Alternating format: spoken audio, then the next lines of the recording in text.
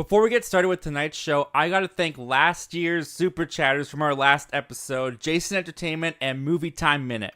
Check out Jason's channel. He covers everything from movies, anime, TV shows, even sports. He's a great guy with some great content. Definitely check him out. His link is in the description down below. And while you're at it, also down below in the description is Movie Time Minute. DJ over there has totally reinvented his channel into doing movie parody songs, and they are fantastic. He's got a couple up now for Godzilla Minus One and Aquaman and the Lost Kingdom. Super funny guys, super catchy songs. Some of them have gotten stuck in my head since I've watched them, so definitely give him a check out. Definitely subscribe to both of these guys' channels, both of them down in the description below. And thank you, gentlemen, both for your continued support and generous donation towards our channel. It means a lot. It goes a long way. It's one of the reasons why I'm able to do this consistently every week, and I appreciate it so much.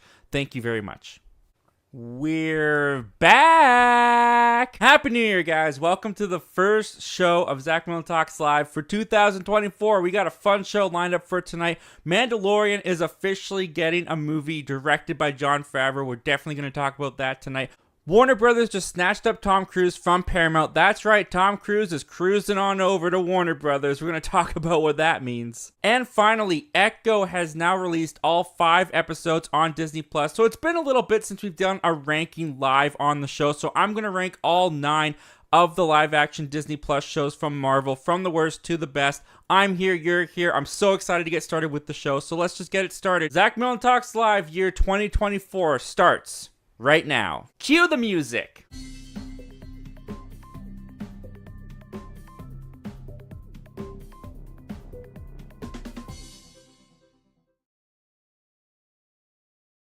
Year, everybody. I think you guys are the last people that I have to say Happy New Year to. I think after this, I am done with the Happy New Year's, but it's 2024, guys. I haven't been on for, I think, 3 weeks. I took a real healthy break off, so I appreciate you guys understanding and all the well wishes that you guys gave over the holidays, and I hope that you guys had a great holidays as well. Guys, I didn't get a chance to do this formally. I didn't have any time at the moment, but now I do. We killed, not we, you guys killed our goal last year. 2,500 subscribers. We hit it at the 5 p.m. mark of Christmas Day, I believe is when I noticed it, and I was blown away by all you guys' support last year. I'm so thankful to all you guys who came over here, watched the video, liked me enough to watch another one probably, and then liked me enough to subscribe and then join this community that I'm just so proud of and so gracious that I get to be a part of as well. So this year, guys, we do have a new goal. If you haven't heard about it yet, we've got a new goal for this year. You guys got to 2,500 so fast that we have a goal of 4,000 subscribers before the end of the year. So if you are new to the channel, if you're just checking us out, definitely consider hitting that subscribe button if you like what you see. Also, if you're new, because like I said, we hit 2,500 subscribers, so there's probably a couple new people to the show. Welcome to the show. Thank you for joining us for Zach Milne Talks Live.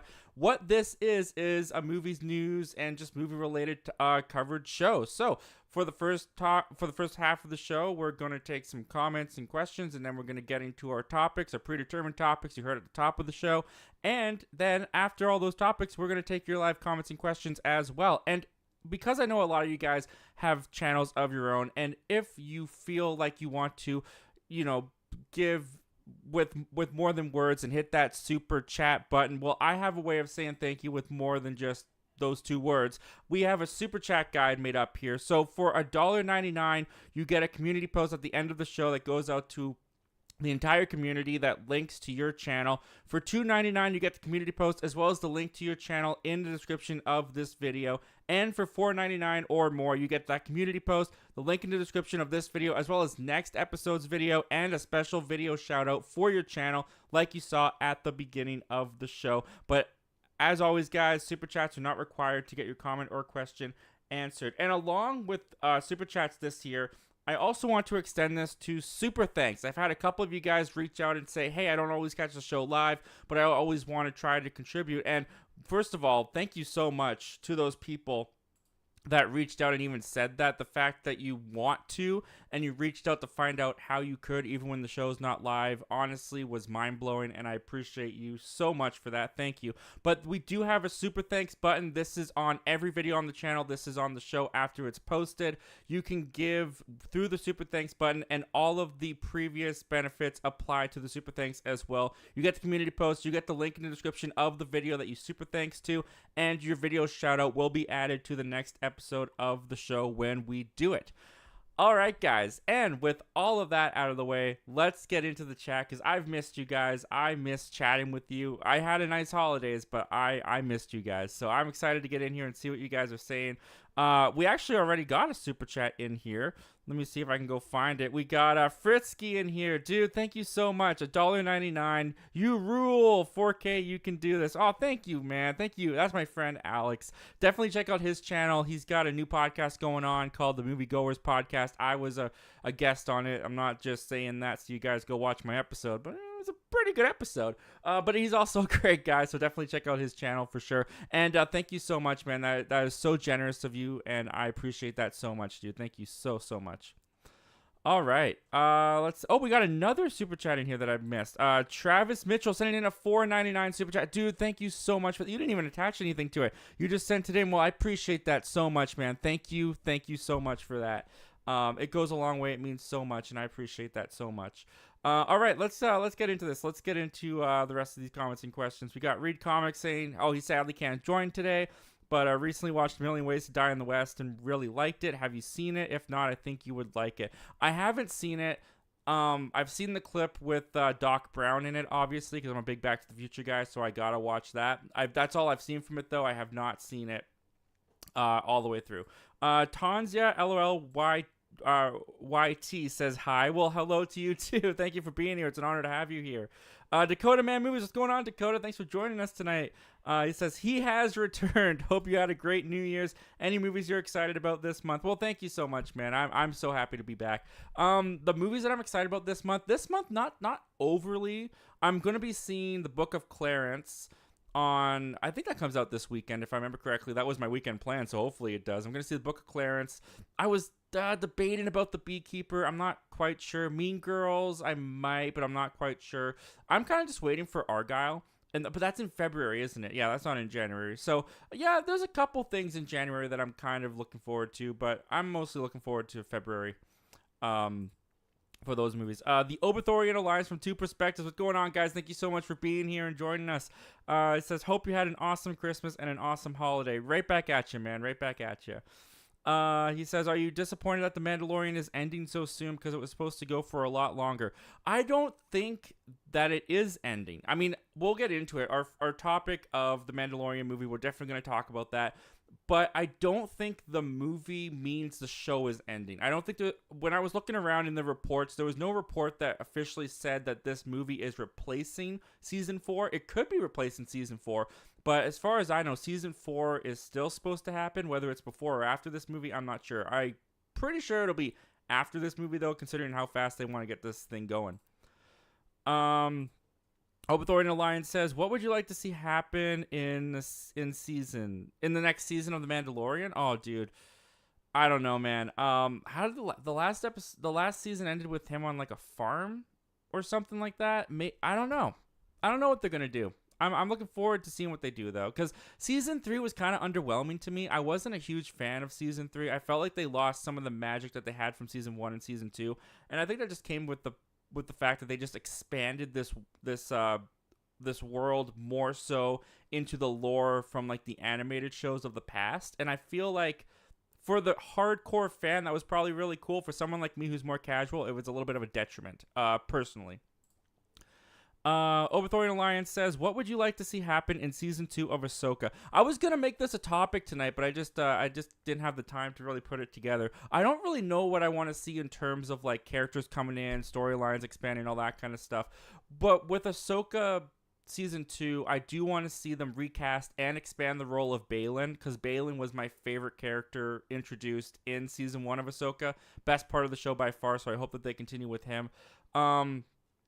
I just want to make sure I get paranoid because sometimes I worry my mic is not plugged in, so I just want, and this has a 20-second delay before you guys hear what I'm saying, so I just always check a little further down to see if someone's saying I'm muted because I have PTSD from that.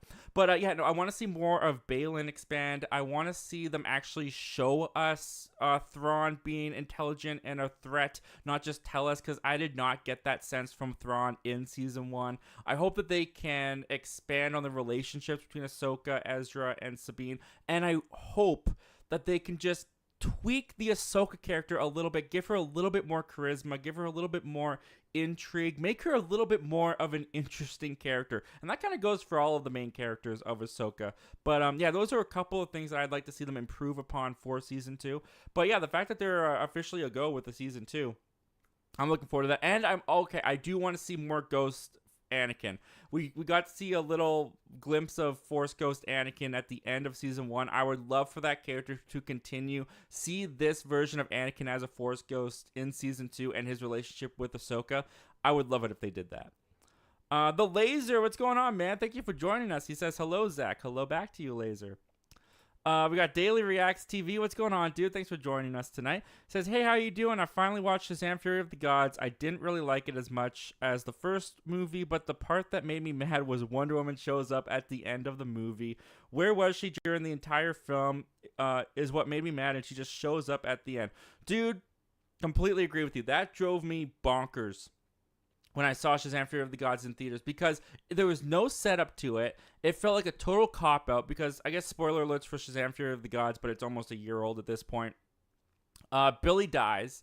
Billy sacrifices himself as Shazam, I'm pretty sure, and he dies at the end, and then all the characters go and bury him, and all of a sudden, and Wonder Woman's there, and I can resurrect him, and then she raises him from the... I was like, this is so stupid. This is like forced cameos. This is forced universe connections. This does not work. That was the movie... I'm pretty sure when I came out of the theater and said my first thoughts, I'm pretty sure I did say that the end of the movie like left a horrible taste in my mouth and kind of made the rest of the movie seem even worse. Yeah, I did not like that at all. The Laser says, hey, man, love your channel. Well, thank you so much. I really appreciate that. I appreciate you just saying those kind of words, man. That means a lot. Thank you. The Matt Film Show. Oh, whoops. The Matt Film Show. What's going on? What's going on, man? Thanks for joining us. He says, what's up, Zach? Hope you're doing well. Glad to be here with you. I'm glad to have you here, man. It's great to have all you guys here. I'm so happy to be back. I missed this.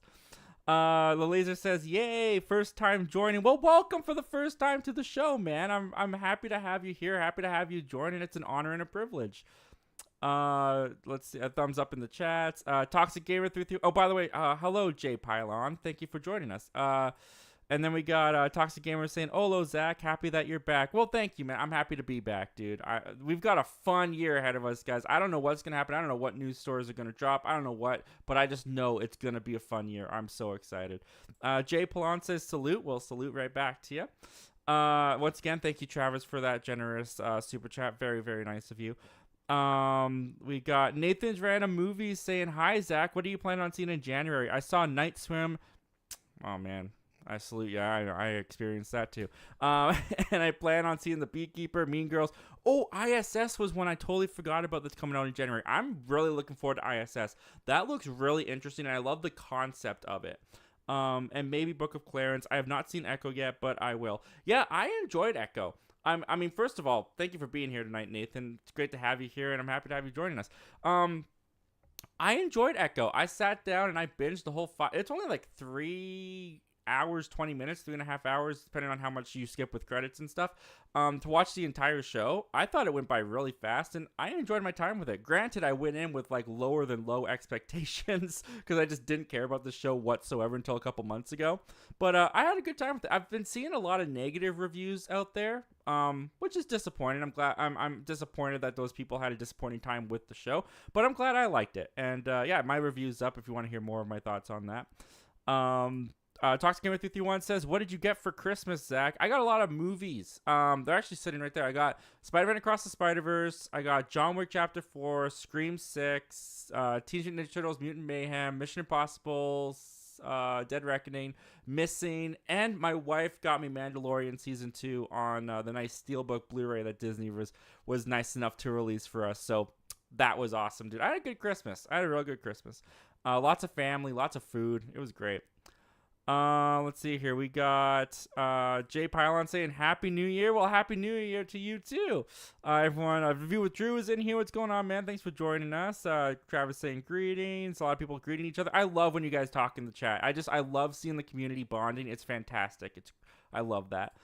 Travis Mitchell says, wish they had a subscribe button for the usernames in the live chat. Talking to you, YouTube. Yeah, absolutely. If you guys don't recognize someone in the chat, I'm pretty sure you're able to click on their little profile in the chat itself and go to their channel. So definitely check each other out. Definitely support each other. Send the love around, dude. Jay Pylon says, congratulations on your goal. Well, congratulations to all you guys too. I mean, it was a total group effort. I couldn't have done it without you, so I appreciate all that you guys did last year to get us to that goal, and I'm super excited for this year. I've got plans for this year. I've got a lot of videos I'm working out in my head. I think it's going to be a real great year. You did it. We did it, man. We did it. Yo, Fritzky, the laser, you deserved it, man. Well, thank you very much. I appreciate that. Movie reviews with Ryan Lane. What's going on, man? One of our beloved channel members. Happy to have you here, man. Glad to be a part of the community too. Aw, dude, you guys are gonna make me cry. Jay Pylon says a mod can put up links to channels if Zach starts one. Oh, interesting. Okay, I'll look into that. I've never heard of that before. Jay Pylon says my goal is to hit 2,000 this year. Awesome, dude. Awesome. Well, hey, best of luck to you, man. I'll be supporting you. I'll be rooting for you all the way. Jay Pylon says going to be doing a lot more movie reviews this year too. Yeah, I want to do more movie reviews this year as well.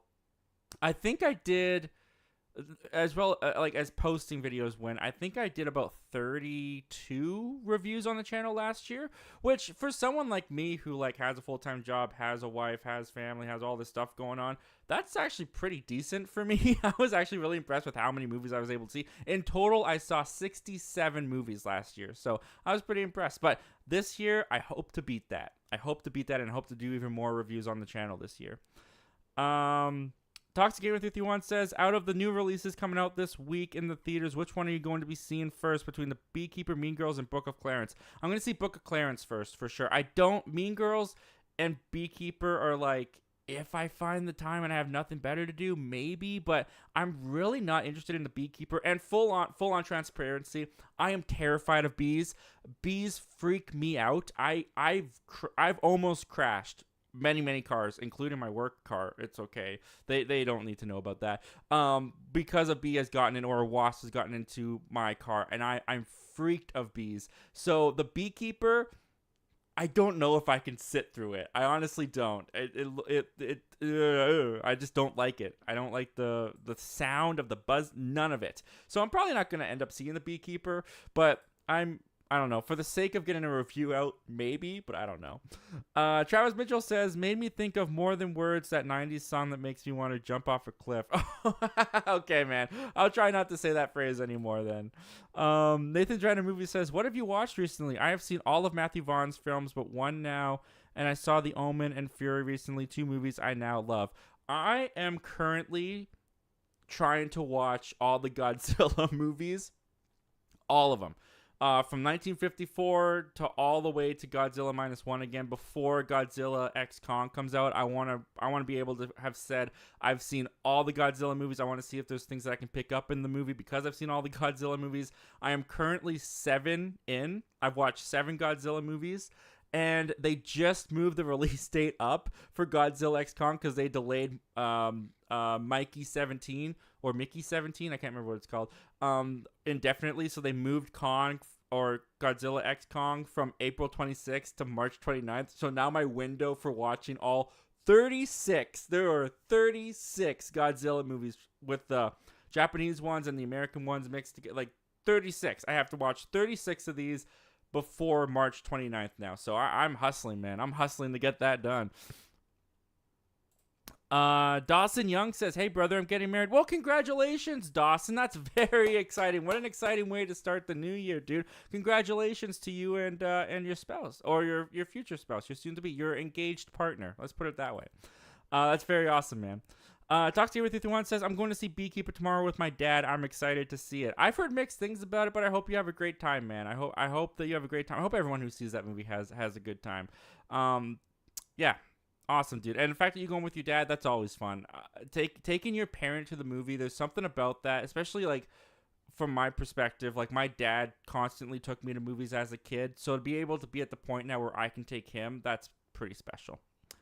We got Lagan the Leland. Sup, Zach? Well, what's up, Lagan the Leland? Thank you for being here tonight, dude. Happy to have you here. Let's see. We got Laser saying, hey, man, first time. That's very exciting, man. I'm so happy to have you here. Talks Game With says, I know that it's not going to be anything phenomenal, but I'm just expecting another little fun bee movie. No pun intended. Oh, yeah, for the Beekeeper. Yeah, absolutely, dude. Lagan Leland says, new Aquaman video was lit, man. Oh, thank you. I think you're talking to me. You could be talking to DJ because I played his Aquaman parody video at the start there. And, yeah, Movie Time Minute and Jason Entertainment, guys. So links are in the description. Definitely give them a check out. Check them out. Let's see here. We got a lot of support from you guys. Thank you so much. I can't read all of these, but I see you guys in here saying, you rock, no problem, keep rocking. You guys are talking to each other. That's fantastic. Lagan Leland says, have you seen The Continental, the John Wick TV show? You know what's really interesting about that is I was super excited for that because I love John Wick, the franchise. Anything John Wick, I usually am like, I'm there, let me have it. And then I was really excited for The Continental, and then I forgot when it was coming out, and then reviews dropped early for it, and they were not very good, and then it just kind of slipped me by. I just kind of forgot about it. I just kind of missed the moment, and plus, I believe it was on, oh, help me out, Peacock? It might have been on Peacock. It was on a streaming service in Canada that I don't have, so I just kind of missed out on it, and then I just kind of like never got around to it because I just heard it wasn't great. Nathan's trying to move. Oh, whoops, we did a jump there. Wow, you guys are really killing this chat already. Thank you so much. Nathan's Writer Movie says, random hot take. I recently watched Rear Window and did not like it. Oh, that's unfortunate, man. I love Rear Window. I love Alfred Hitchcock's work. I thought that movie was masterfully directed. And, I mean, it's a classic for a reason. But, hey, you didn't like it. That's all right, man. You know, like, we're getting to a point now where those movies, like generationally, they are a huge gap between like what movies are like now and what we grow up with movies now. So if you find an older movie that's a classic but you don't get the hype because it's an old movie, totally understandable, man. But I really like The Rear Window. One of Hitchcock's best, for sure. Talks Gamer 331 says, I'm currently watching a very Brady sequel while watching you. It has an awkward thing going on with the kind of siblings. A very Brady sequel. Is that the Brady Bunch? I've never heard of that. I've never seen the Brady Bunch. I know that there's a Brady Bunch movie, but I've never heard of a very Brady sequel. But I'm very happy to be a part of your multitasking, man. That is an honor. Thank you so much. Jay Pylon says, I've been showing the Beverly Hills movies to my wife ahead of the fourth one. Yeah, I gotta watch all three of those before the fourth one comes. Is the fourth one in January? It is. Is it this month? I gotta get on that. Yeah, I gotta watch all three of those. I've only ever seen the first one, but I gotta see the rest of them. Yeah, definitely before that fourth one comes out. Toxic51 says, it was so cool that you got your community goal right at the end of last year. Yeah, it was an amazing Christmas gift from all you guys. I'm not gonna lie, I not that I was worried, but I was coming to accept the fact that we probably weren't gonna hit it because I was crunching the numbers. I was looking at our stats of like how much subscribers we usually do in a week, and it was December, and December was slowing down, and the views were slowing down, and the subscriber count was slowing down, and I was crunching the numbers, and I was like, I think we're gonna miss it by about 20 subscribers. That's what I thought at the time. And then a Christmas miracle. You guys made a Christmas miracle happen, and somehow we hit it, 2,500, and it was amazing. And I'm so thankful to all you guys. That's a big, like, pat yourself on the back, dude. That's a big thing that you guys did, and yeah, super excited for this year and what we got going on. Talk to You with 51 says, I only watched the first 5 minutes of Mandalorian Season 3 and I couldn't finish it, and I heard the series got worse. Yeah, kind of. I liked the first couple episodes of Season 3, but I don't know, man. They went to a droid bar, and I don't know. There was something about it that just kind of lost me, you know? Star Wars we'll talk about it more in our first topic that we're going to get to in about 5 minutes here, but Star Wars in general, it just hasn't been firing for me lately. Jay Pylon says, I like what fan editors came up with for the Ahsoka film edit. I don't watch those very often. I heard that someone did a fantastic fan edit of the Obi-Wan series, which I wanted to check out, but I have not heard of any fan edits for the Ahsoka. I'd check it out, though. I'd probably check that out. Opethorian Alliance says, I'm curious to see where you put Loki and WandaVision. Oh, yeah, we're going to find out. That's coming up. Jay Pylon says, I hope for some fun jokes and music from the 4th Beverly Hills. I mean, is that what the franchise is known for? Because, like I said, I've only seen the first one. But, yeah, I mean, Eddie Murphy's great, so I'm sure it'll be fun.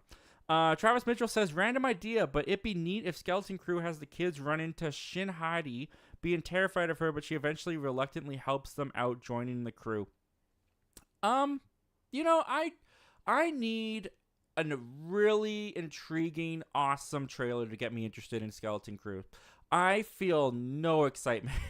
I mean, not to burst your bubble on that idea. I'm sure it sounds like a fun idea.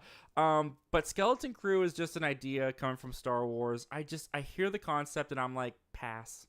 I'm not interested in Stranger Things in the Star Wars galaxy. We'll see what happens when the trailer comes out and everything. But as far as right now, when I hear Skeleton Crew, I think snooze. Not to be too cruel, but yeah, we'll see what happens with it. Maybe I'll end up loving it. The View with Drew says, good news, over the holiday break I saw Mutant Mayhem, Gran Turismo, Raging Bull, and Kiss Kiss Bang Bang. I haven't seen Kiss Kiss Bang Bang. I hear that movie is amazing, but those other ones, dude, that's a good holiday. Those are some great movies you checked out there. I'm glad you got to check those out. Talk to me with 331 says, I forgot, Zach, where did Iron Claw place in your year rank of last year if you saw it? Oh, that was definitely in my top 10. I think it was number 8 for the year for everything, but if it was strictly just movies, I think it made the top 5. It might have been number 7, number 6. I really liked the Iron Claw. The Iron Claw knocked me on my butt. I didn't get as emotionally devastated as I thought I was going to get. There was just something about the way that some of the stuff that happens to the brothers was executed that it just kind of missed the emotional punch for me. But in terms of the story, I really got invested in it. I really got invested in these brothers, this family dynamic, the pressure they were under from their dad. Zac Efron was incredible. It was so great to finally see a good Zac Efron movie again. It's been way too long, buddy. And he was doing all these stupid comedies with like, the Neighbors 2 and the Dirty Grandpas and all this crap for so long, and he's such a great actor. I was so happy with the outcome with the Iron Claw. I thought he killed it. It's been great to see all the rave from him. But great movie. Really, really loved it. And I believe it came in for everything I watched in the year. I think it came in at number 8. The Dragon Movie Guy, what's going on, dude? Thanks for joining us. He says, hi, Zach, love the show. Oh, thank you, man. That's so nice of you to say. I appreciate that so much when people just come in here and just give some positive feedback. Talkskin with 331 says, I think next month will be a full year of being a part of this community. Wow, dude, that's exciting. That's awesome. A full year. Dude, I appreciate you, man. You've been almost on I think you might have been on every single live show since you found the channel, and I appreciate all the support, dude. It means a lot. Thank you so much. Dakota Man Movie says, now that Echo has released, what is your ranking of every Disney Plus MCU show? Funny you ask, my friend. We will get to that a little bit later. The Opethorian Alliance from two perspectives. Personally, I feel the problem with the MCU shows is that they don't feel as exciting as they should, and they feel like homework. I don't think the shows feel like homework. I feel like the movies, when they incorporate stuff from the shows, those are what feels like homework. The shows themselves, they don't feel like homework to me personally until they become that. But yeah, I definitely think the problem with the MCU shows, I don't think it's so much that they don't feel exciting. I feel like the structure of how they're using their episode format of like 5 or 6 episodes, they just don't build a lot of the shows for TV, if that makes sense, especially early on in the shows. Like She-Hulk definitely felt more like it was made for TV. Even Echo, I would say, I mean, it's hard to say because I binged it, and every every episode just kind of flowed into one another like it was some gigantic movie. So maybe I wouldn't have felt that way if I watched it weekly. But you watch some of these shows weekly, like Falcon Winter Soldier felt this way to me. Moon Knight felt this way to me. It felt like a movie that was chopped up in parts and then put out as episodes. They didn't feel like normal, by the books, how you're supposed to do TV structured episodes, if that makes sense. I think that's a big problem with the MCU shows. And then they always have rushed, unsatisfying conclusions. Travis Mitchell says there's an old draft for The Flash that was briefly leaked years back, which had Flash running back in time and pulling Captain Boomerang into the climax to team up. That's forced cameo I would like. There's an old draft for The Flash that was briefly leaked years back. Oh, okay, so this is for the Flash movie, and this is Captain Boomerang in the Suicide Squad, so he was going to be pulling the Suicide Squad into the climax, or pulling Captain Boomerang from the Suicide Squad movie into the climax to team up. I don't feel like the way that the Flash movie ended up playing out, I don't feel like that would fit. That seems really weird to me. All right, we'll do 2 more, and then we'll get started with topic number 1. So Nathan Van Movie says, what are your favorite war films? Mine is probably Saving Private Ryan, but some other good ones are 1917 and Fury. Yes, Saving Private Ryan has to be up there. 1917 is up there. Fury is up there. All Quiet on the Western Front from 2022. I loved that movie. I loved All Quiet on the Western Front. That movie was it was a tough watch, but it was great. And Dunkirk, Christopher Nolan's Dunkirk. I enjoy that movie as well too. So those are a couple. Dragon Movie Guy says, would love to have you on my podcast next month. Dude, I believe we're in communication on Instagram. I think it's Instagram. Definitely hit me up there. We'll talk further about that because I'm interested, man. I'm always so humbled, appreciative, and shocked when people want to have me on their channel and want me on their podcast. I'm very humbled, and I'm very honored to be invited, man. So thank you very much. We'll definitely talk about that. All right, guys, and with that, we are going to move on. We're going to talk about topic number 1. All right. So topic number 1 is this, guys. Star Wars. The Star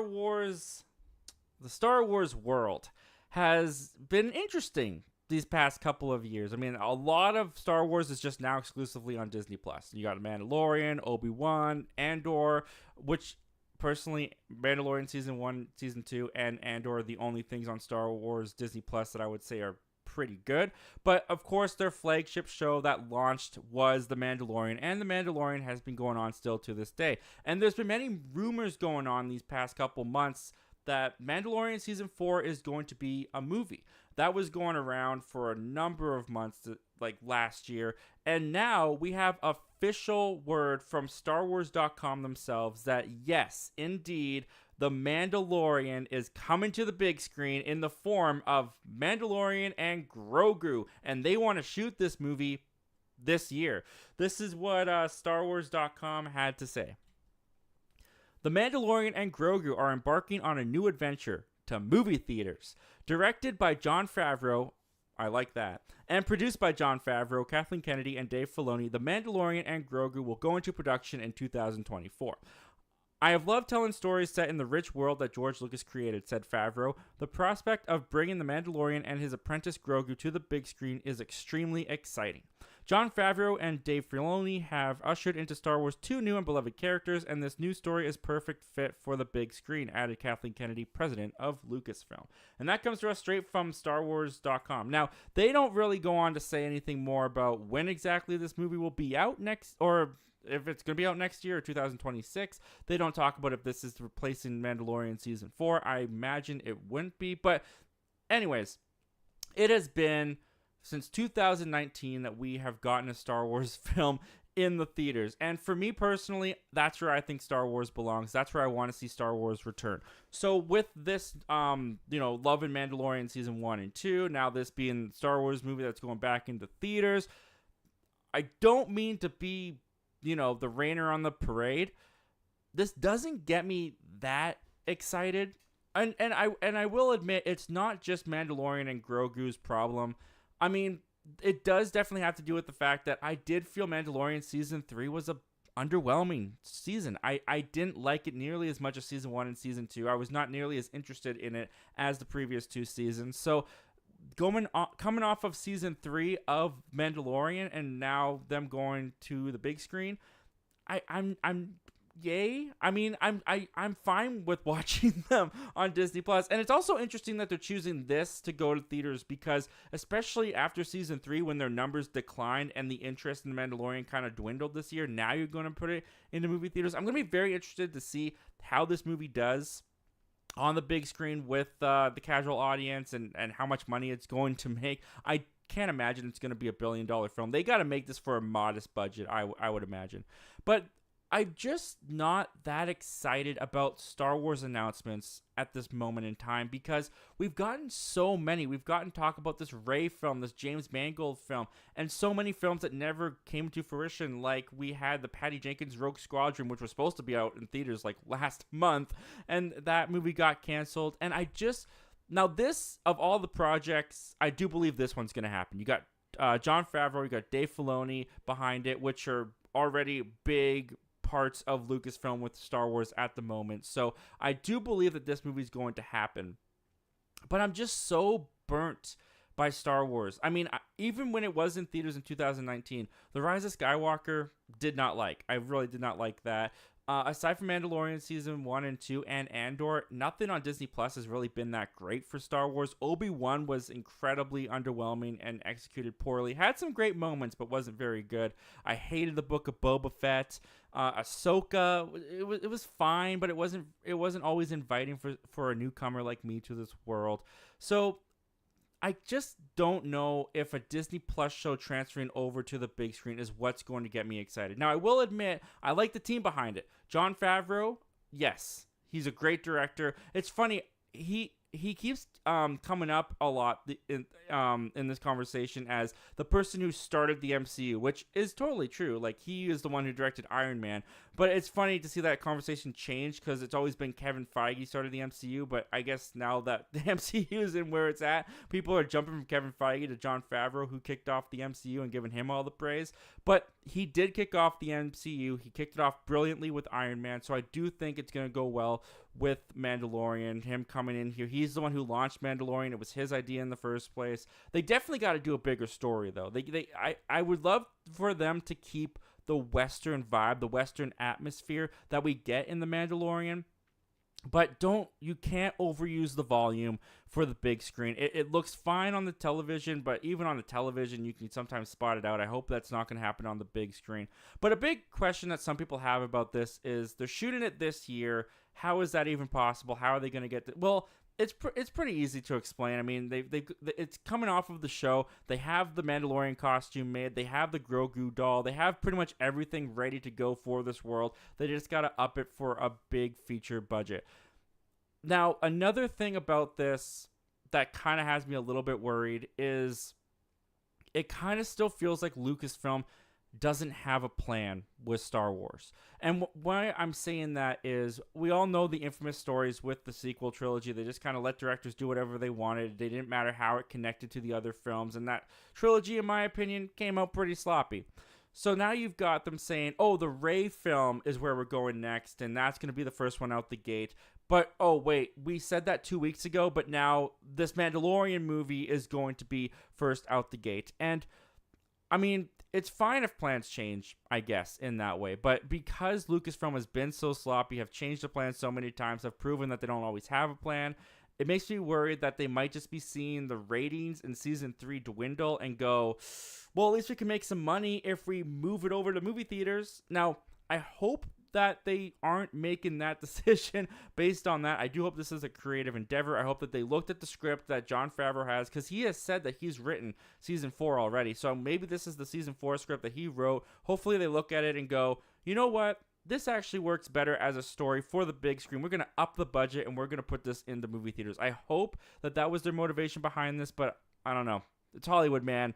You can get cynical. But all that to say, Mandalorian on the big screen, it doesn't get me excited for Star Wars again because it's just been so burnt out on it. But At least it's Mandalorian and Grogu, and I like those characters, so I'll be there day one. But what do you guys think of this? What do you guys think of the Mandalorian and Grogu movie? I mean, do you like that title? Because it sounds kind of silly to me. But do you guys think that they can hit their target of shooting it this year? Comment down below and let me know all your thoughts and opinions about this, guys. And without further ado, let's move on to topic number 2. And topic number 2 is this. One of the crown jewels over at Paramount for many years, 31 years I want to say, has been Tom Cruise. Tom Cruise, who launched their Mission Impossible series back in like 1992. It's still going to this day. Mission Impossible Dead Reckoning just came out last year. They got Mission Impossible 8 coming out next year. But something big has happened. Something has shaken over at Paramount. Warner Brothers has stolen Tom Cruise from Paramount. Tom Cruise is returning to Warner Brothers, forms new strategic movie partnership. This comes to us from Deadline. And here's what they had to say about this. They said, Warner Brothers Discovery CEO David Zaslav and the Motion Picture Group co-chairs and CEOs Michael DeLuca and Pam Abney have hammered out a new strategic partnership deal with Tom Cruise that takes effect this year. The $13 billion grossing star and producer will develop and produce original and franchise theatrical titles, which he'll star in. Cruise and his production company will have an office on the Burbank, California lot. The last time Cruise starred in a Warner Brothers movie was the 2014 science fiction film The Edge of Tomorrow. Great film. And it's one of 8 titles he's made with the studio, including Rock of Ages, The Last Samurai, Magnolia, Eyes Wide Shut, Interview with the Vampire, Risky Business, and The Outsiders. All right, so Tom Cruise is moving over to Warner Brothers. So let's talk about this really quick. The fact that we got Tom Cruise now going over to Warner Brothers, they've got an exclusive deal with him for him to make original content and franchises. Great. That is awesome. I enjoy a Tom Cruise picture. I mean, he definitely isn't someone who just blows up the box office because it's Tom Cruise anymore. I mean, his Jack Reacher franchise, that didn't really go anywhere. Edge of Tomorrow did pretty decently, but it had a pretty bad marketing campaign when it came out.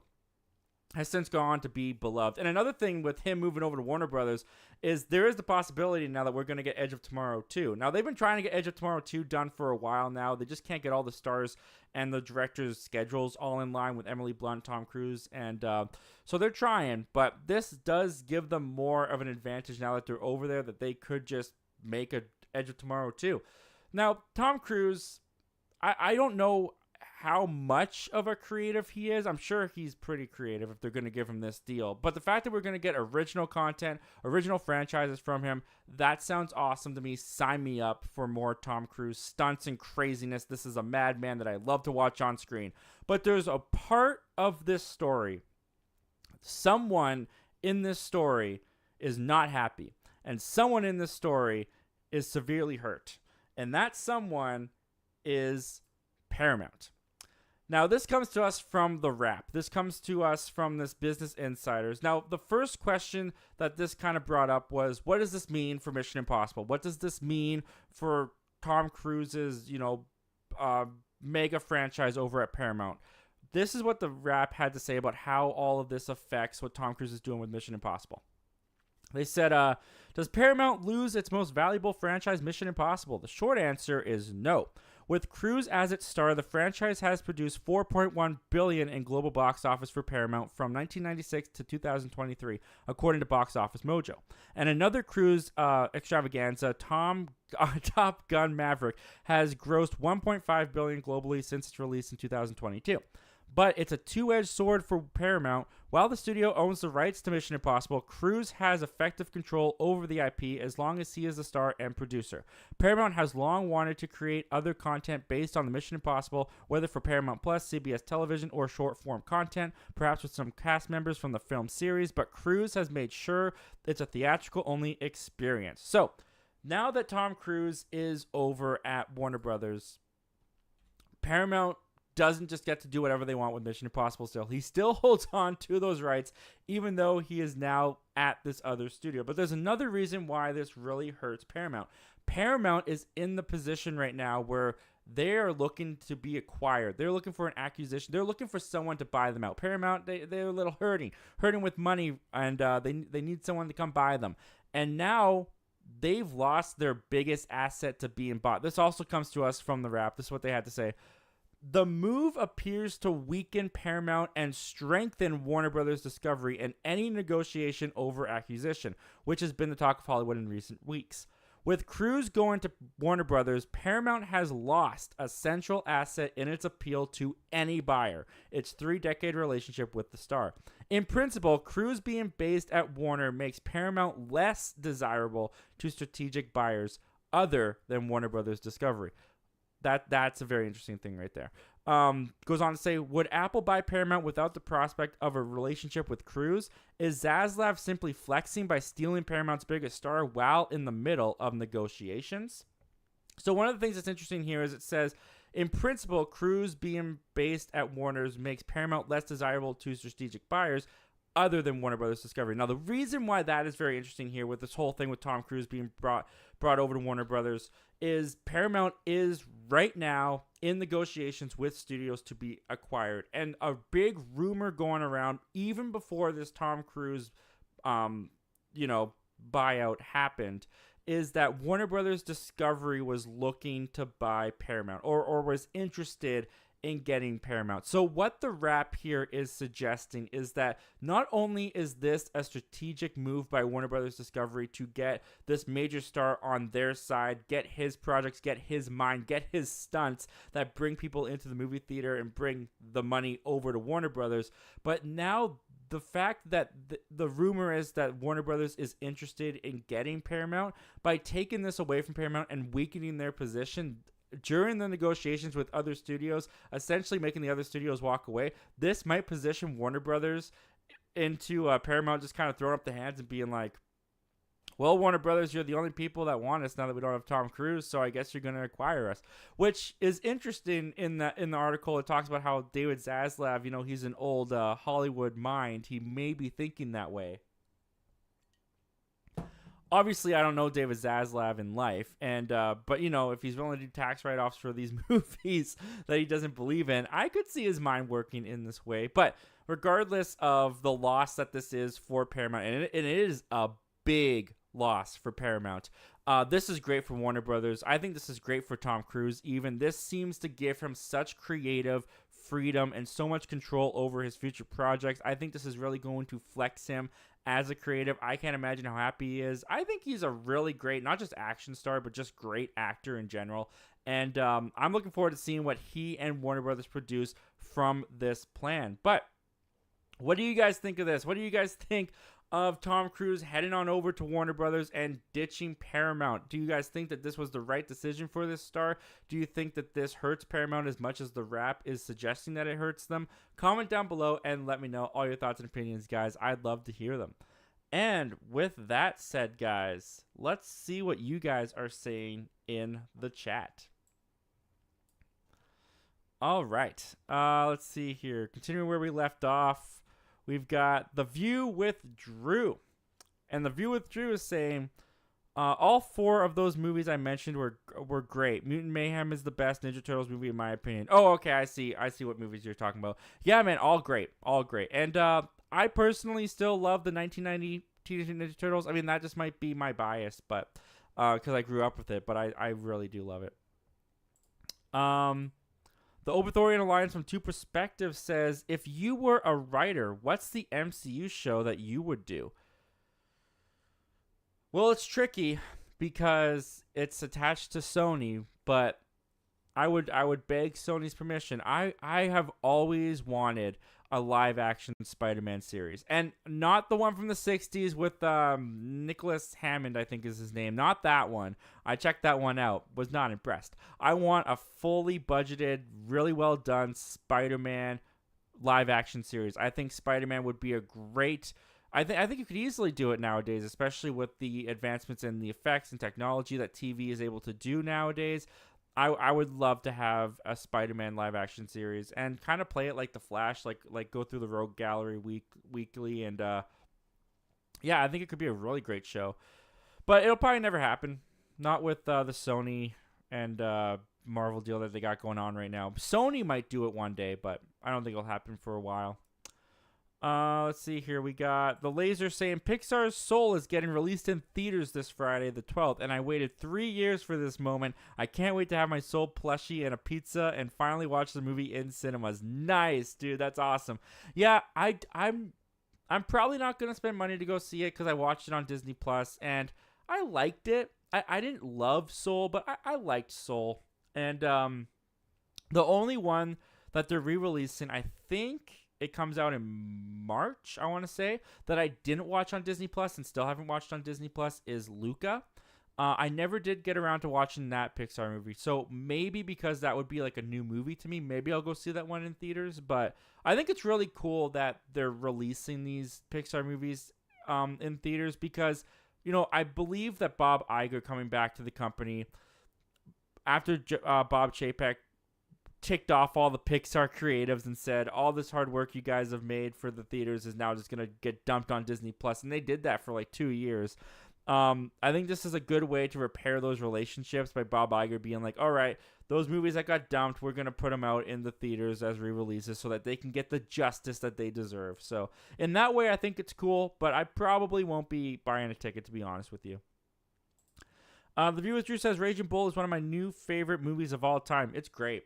It's a really good movie. I haven't seen it in a little bit, but it's also the first movie I ever saw Joe Pesci in that wasn't Home Alone, and it kind of confused me. Because as a kid, I only knew Joe Pesci from Home Alone, and growing up, I never really saw Joe Pesci around. I guess I just never stumbled upon any of his movies, so I always thought that this was just like an actor who did one thing with Home Alone and then never really went anywhere. And then I was watching Raging Bull, and he popped up, and then I looked it up, and yeah, Joe Pesci, he won an Oscar, he did all this stuff. So not just the Harry from Home Alone. I didn't know that. The View with Drew says Kiss Kiss Bang Bang is one of my favorite Robert Downey Jr. movies, and I think it's my favorite Robert Downey Jr. performance. Yeah, I got to get around to watching it. I don't have an excuse for why I haven't watched it. Robert Downey Jr., Shane Black sounds like a great movie. I just haven't gotten around to it yet. Toxic Gamer 331 says, I think Night Swim could be a movie that in the future could be a great comedy unintentionally, like The Happening. I wouldn't think that it would be, but I feel some people could. Yep, I completely agree. That's what I said out of the theater. There's just, okay, the whole movie isn't like that, I would say. I would say the first hour, maybe 45 to 50 minutes is just kind of dull, in my opinion. It's not until more stuff starts happening and the dialogue just takes this dreadful turn because they just keep talking about pools. We own a pool. I love the pool. The pool is great. The pool's the best thing that ever happened to me. Don't take the pool away from me. It just starts to get hysterical to me. And yeah, I do think that Night Swim will be one of those movies that finds some kind of cult following of people that will find something in it to make fun of. Dawson Young says, I'm getting married. I believe we, unless this is someone else, but hey, regardless, man, that's exciting, man. I remember when I was getting married. I got married during the smackdown of the pandemic. I got married November of 2020. That went well. But regardless of everything that was going on and all the restrictions and all the drama, it was an exciting day. It was very exciting. No, the minute we got engaged, everything was just so exciting, and I couldn't wait. So I can understand what you're feeling, dude, and I'm so happy for you, and I hope you guys have an amazing life together. Nathan's Random Movies says, do you think Scream 7 should be scrapped now that the two leads and the director are gone? I think so. No, I don't think it should be scrapped. I think that with Scream 7, I think that it's a mistake to get rid of... Well, Jenna Ortega says she didn't leave because the actress got fired, but who knows what the truth is there. But yeah, no, I think it's a mistake to get rid of the stars that you've built up in Scream 5 and Scream 6 and got, like, it's not easy to get audiences on board with a new protagonist. Even like Scream 6, you didn't have Sydney there. You didn't have Neve Campbell, and it was fine because you built these characters so well. And it was the sister relationship for me personally that really got me invested in their stories. So I don't agree with the decision to fire the actress over what she was fired over personally. But the studio owns the movie. They control how they want the press and the PR to be around the movie. So if they want to get rid of her, they can get rid of her. I understand that. I don't agree with it. I don't think it was the right choice, but they got rid of her and whatever. The thing that I've been seeing online, though, that you're alluding to is all these people saying, just cancel the series then. Without her, the series is dead. And while I think it was a mistake, and I do think it'll hurt Scream 7, you don't cancel Scream 7. You don't cancel Scream 7 because, first of all, there is the possibility if you pay what she wants, and at this point you might have to, you get Neve Campbell back. I don't think Neve Campbell would say no forever to the franchise. I think there is a way they can get her back. You still have Courtney Cox. If you want to do something with Gale, I don't know if you want to, but if you wanted to do something with Gale, you could do something with Gale. But ultimately, Scream, the main star of Scream, is Ghostface. That's why. That's why you don't cancel Scream 7. Because yes, the hardcore Scream fans are upset at the firing and how the firing went down, and Twitter is ablaze, but Twitter is not the world. Twitter is not the casual audience.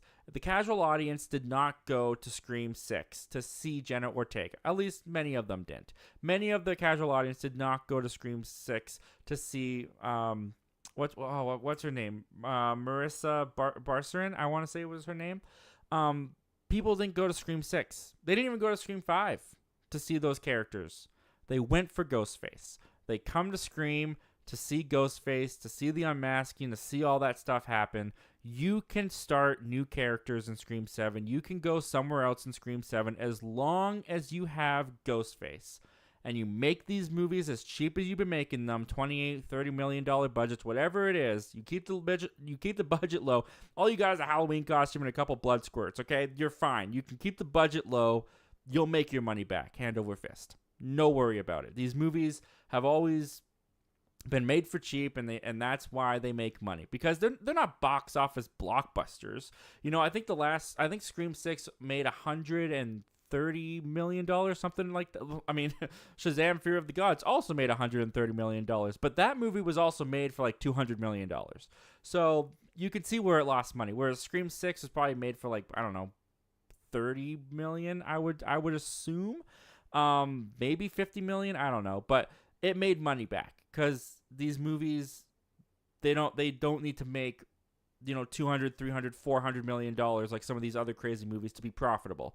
So no, as much as people are upset, and I understand the rage and I understand why people are upset, you don't cancel Scream 7 because ultimately the star of the show is not gone, and that's Ghostface, and that's what people show up for. That's my opinion. That's my business side of the opinion. I know it's an unpopular one, but it's the truth one. And I do think we're going to get Scream 7. It may not be as close to the release date that it would usually be. It may not be next year. It may not be 2026. But at some point, once the dust is settled, once people have calmed down, we will get Scream 7. Toxic Gamer 331 says, also, Night Swim did feel like a Shyamalan movie. I've never seen the movie, but it feels like it was very similar to Lady in the Water. Yeah, when I kind of got old. I was kind of thinking of M. Night Shyamalan with, Old, which some people like that movie. I personally don't. A little bit of The Happening as well. But yeah, it totally felt like an M. Night Shyamalan movie to me as well. View with Drew says, here's a Ninja Turtles question. What do you think is the worst Ninja Turtles movie? I personally think Ninja Turtles 3 is the worst Ninja Turtles movie. Oh, yeah, you nailed it. It's Ninja Turtles 3. You can't get any worse than Turtles in Time.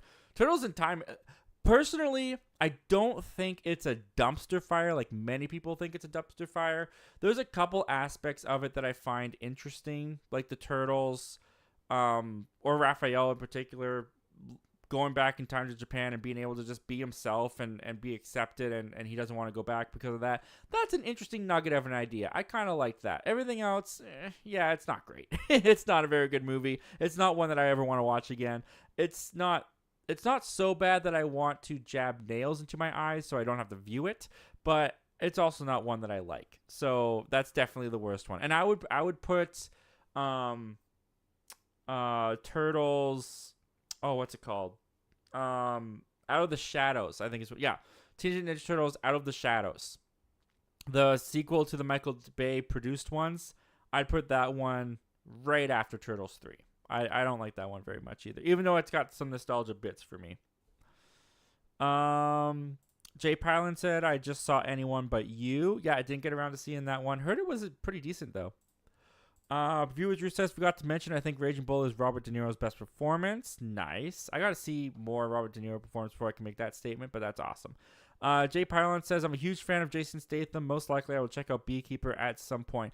Yeah, I don't mind Jason Statham. He's kind of a one-note thing to me from what I've seen from him. But Beekeeper's probably honestly going to be streaming. Honestly, I'm just going to be straight up forward. I think I'm probably going to just wait for that to come out to like Amazon Prime or something. It already looks like a movie that should be made for Amazon Prime. I'm just saying. Movie Reviews with Ryan Lane says, The Beekeeper looks like another generic Jason Statham action vehicle, but I'll give it a chance. Completely agree, man. Talk to You with 331 says, I've been almost getting 2,500 views every day consistently, and I feel if I keep it up, maybe I'll get monetized on YouTube before this year, hopefully. That's awesome, dude. That's great. 2,500 views every day. Congratulations, dude. That's amazing. Yeah, best of luck to you, dude. I hope that you can get monetized. I hope that works out. Let's see here. Jay Pylon says, I already binged Godzilla as they came out, so I'm all caught up. Perfect. Yeah, I did not. Toxic Gamer says, isn't there like 50 Godzilla movies? I looked online and I read 36 and I made my list. One sec. Let me see if I numbered it on my list, because I have my list on my phone of what I need to watch. Let's see if I numbered them. I did not number them, but there is 36 from my memory. Maybe I'm wrong. Maybe I missed a couple. I should check that. Tanza LOLYT says hi. Well, hello again. Thank you for typing that in again. Happy to have you here. Enviro Earth 2, what's going on, dude? Says, how far behind is the chat? I'm pretty behind, probably. I'm working through them. I'm getting through them. We're gonna go through probably another half an hour, and then we're gonna finish off with the ranking of the Marvel shows, and then we're gonna go back to the comments and questions, and we'll finish it off from there. Yeah, but if you did type into the chat, if you're typing into the chat right now, I will get to it. Don't worry. Oberthorian Alliance from Two Perspectives says, who do you think should play the main character in the God of War series? I don't know the game well enough to be able to answer that, man. I'm sorry. Jay Pylon says, Godzilla -1 was my favorite film of 2023. It came very close for me, dude. It was number 2. It was incredible. It absolutely blew me away. But I just loved the holdovers so much that I couldn't put it at number 1. I thought about it, but in the end, I only saw Godzilla once, and I saw the holdovers 3 times, and I feel like watching it a 4th time. So I think the holdovers deserved its spot. Enviro 2 says, hey, man. Hey, thanks for joining us. Movies Reviews with Ryan Lane says, they delayed Mickey 17. I was so excited for that. I know, man. I'm so sorry. I thought of you immediately when you did the most anticipated members talk live that we did on Saturday. By the way, guys, we do have the channel members, and one of the things that we offer is a live show on Saturdays for the members called Members Talk Live. $6.99 a month to join. You get to jump on camera with me and the fellas. We go through a topic and we discuss it, and it's an hour long from 10 a.m. Pacific Standard Time to 11 a.m. Pacific Standard Time on Saturdays, and then I edit the video and I put it up on Monday for everybody to watch, and hopefully your channel gets a shout out, and I put the link to your channel in the description, and Ryan's one of our amazing members that's a part of it. So yeah, definitely check out the most anticipated list we did on Members Talk Live that it was posted on Monday, and one of his most anticipated was Mickey 17. So the minute I saw that was delayed, man, I thought of you right away. I'm so sorry. Jay Pylon said, I found an upscaled version of TMNT 1990. Oh, that's cool. Oh, wow. Yep, we are. Wow, there's a lot. Oh, someone sent in a super chat. Sully Streams, what's going on? Sully, thank you so much for that, man. $2. That's very nice of you, dude. Thank you so much. He says, great to have the show back, Zach. Happy 2024. Well, happy 2024, man. I'm happy to be back. Happy to have you here, Sully. I'm sorry that didn't come through on my end. Had to scroll to find that, but I appreciate that so much, man. Thank you so much. Tanzia LOL YT says it's about time they made a new Star Wars movie. Yeah, I mean, like I said, I need to see the proof before I get really excited about a new Star Wars movie. But Star Wars belongs on the big screen. Every time I put on Star Wars on Disney Plus, it's like, this is cool that I have Star Wars at home, but oh man, I wish I could watch it on the big screen. Every time I put it on, I wish I could watch it on the big screen. But yeah, hopefully Mandalorian, because Mandalorian does lend itself to a big screen experience. I will say that. So hopefully it turns out all right. Enviro Earth 2 says, do you think Joker 2 could be better than Joker 1, and do you think it could win Oscars? Well, I mean, obviously I haven't seen anything from the movie. I haven't seen the movie itself, so I can't say for sure. What I will say is I think Joker 2 is positioned less to be better than Joker 1, because when you look at Joker 1, that was like a passion project of Todd Phillips. He came to the studio and was like, hey, I have this idea for a Joker movie that I want to do. This is me bringing it to you. This is what I want to do. It's a one-off. That's all I want to do. And the studio went, all right, fine. Make it for cheap. Make it R-rated, whatever. And then it ended up making $1 billion, and then it won Oscars. And so, of course, the studio went, hey, Todd, come here for a minute, man. I mean, you think you can make us another one? And the fact that Todd Phillips was told to make another one, he didn't come with another one, and he always intended Joker 1 to be a one-off. I'm a little bit nervous for Joker 2, that it's just being conceived out of the money that Joker 1 made and not the creative endeavor that Todd Phillips had for the first one. But Joker 1 was good. And if Todd Phillips and Joaquin Phoenix is in it and Lady Gaga's in it, fantastic performers. And I'm very curious to see the musical angle to it. So maybe it could even win Best Original Song if the songs are great for the Oscars. So I'm looking forward to it. I don't know. Obviously, I don't know. My thinking is, at the moment, no. But I hope it surprises me. Movie Reviews with Ryan Lane says, I took my mom to see The Iron Claw and she loved it. Awesome, dude. I love that. Drew says, how excited are you for the Bob Marley biopic? I don't know much about Bob Marley, and I'm not opposed to that. The trailer looked good, but I wouldn't say I'm excited, but I'll definitely check it out. Yeah, I'm far behind in the chat, man. I'm going through it all, but that's okay, because you guys can keep me on for as long as you want. Toxic Gamer 331 says, Zach, you're going to be in the Royal Rumble match alongside me and my friend Ace, Art the Clown, some Ghost Faces, and a bunch of other surprise entries. Awesome, dude. I can't believe you still play me in that game, dude. That's so cool. Thank you so much. I hope I win. Jay Pylon says, I'm trying to use some video upscalers for the TMNT live action series and the 87 cartoon. Nice. The live action series. Dude, the live action series. Oh my goodness, I haven't thought about that in years. The crossover they did with Power Rangers. Oh, what a time. Enviro Earth 2 says, will Vin Diesel be removed from Fast and Furious? And why was The Rock's Christmas movie with Chris Evans delayed? I don't know. Will Vin Diesel be removed from Fast and Furious? Well, it depends on what comes from these allegations, obviously. I don't want to get into that too much because I'm not a legal expert, nor do I care about legal stuff, so I don't really want to talk about it. But yes, someone has accused Vin Diesel of pretty horrendous stuff. I think they're going to court. We'll find out what the jury says if they get to that point. Now, if they do get to that point and Vin Diesel is found guilty and Vin Diesel is found to be doing these things and they get... I don't see... What I would see happening is... Because they're already doing they're already doing Fast and Furious. Oh my gosh, 11? That's right, isn't it? They're on 11. Oh my gosh. They're already doing Fast and Furious 11. What would happen is I think the franchise would just be done there. I think the franchise would just end there.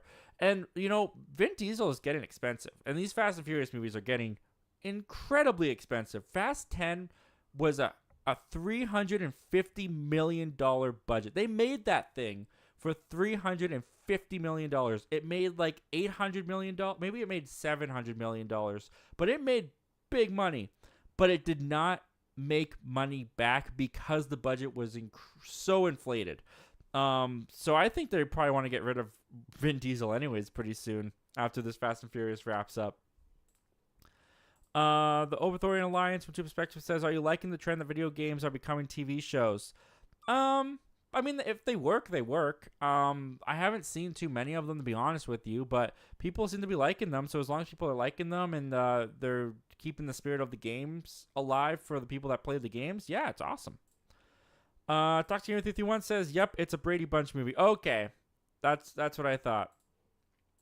View with Drew says, "Keep watch burn 2023 movies: Mission Impossible 7, Oppenheimer, Barbie." I would keep Oppenheimer. I would watch Mission Impossible 7, and I would burn Barbie. Enough said there, I guess. And Fire Earth 2 says, "Do you think that James Gunn will bring back the Arrowverse actors and DCEU actors, Grant Gustin, Henry Cavill, Tom Welling, for a Crisis on Infinite Earths movie?" Nope. I don't think they would. And honestly, if they did, it'd be a mistake. Well, it'd be a mistake depending on how they did it. If you're talking about bringing them back as in like an Avengers Endgame type multiverse thing where they are actual characters in the story of Infinite Earths and you bring these characters in and they're integral to the story, that's a mistake. If you do quick little cameo glimpses of them like they did at the end of The Flash, even I would say that's a mistake. For me, the way they did it in The Flash, it just kind of bogged the pacing down. It just kind of felt like they were just kind of like showing off all their legacy stuff that they've done, but it didn't really feel like it had much impact to what was going on in the rest of the movie. And I just think like the Arrowverse had its moment in the sun. I think that a lot of fans had a great time with it. I had a good time with it, but also by the end, that thing lost a lot of viewers. Like the viewership for those shows went down each season to the point that on the last legs, I don't really think anybody was watching the Arrowverse anymore. So I don't think you do it. I think it's too much of a deep cut. But we'll see. We'll see what happens. That would be like years down the line, though. Years. Dragon Movie Guy says, "What did you think of the new Deadpool 3 Shorts teaser trailer?" Are you talking about the video that Ryan Reynolds did as Deadpool at the Golden Globes? Because other than that, I did not see anything with Deadpool 3. But if there's a Deadpool 3 teaser out, you guys tell me about it. I'll end this stream right now and I'll go watch it. Toxic331 says, "Will you be seeing Winnie the Pooh Blood and Honey 2? Nope. No. Nope. Travis Mitchell says, "I figured Skeleton Crew would have been about the kids from The Last Jedi, which would have been cool." Maybe it will be, but even that, I'm just kind of like,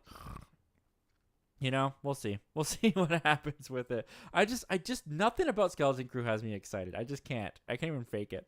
The Opethorian Alliance from Two Perspectives says, "What Star Wars show would you like Disney Plus to make, Zach?" I've always wanted a Vader series. I want a Darth Vader series. I think there's so much to explore with that character. I've wanted a Vader series ever since I saw this picture. Actually, you know what? I wonder if I can pull that up really quick. I saw this picture of Vader standing at Padme's grave. I think it's from some kind of comic book. I can't remember what it's from, to be honest with you. Let me see if I can pull it up, though. But ever since I saw this picture, I've been like, there's a story to tell right there. With Darth Vader and the pain that he goes through every single day, and the transition from him being Anakin to being Darth Vader and being known as Darth Vader.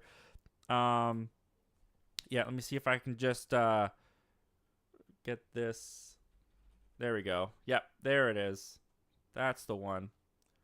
Why isn't it loading? Load for me, please. Come on. Here we go. Well, I can't bring it up full screen, but this is... Let me see if I can bring this up. There we go.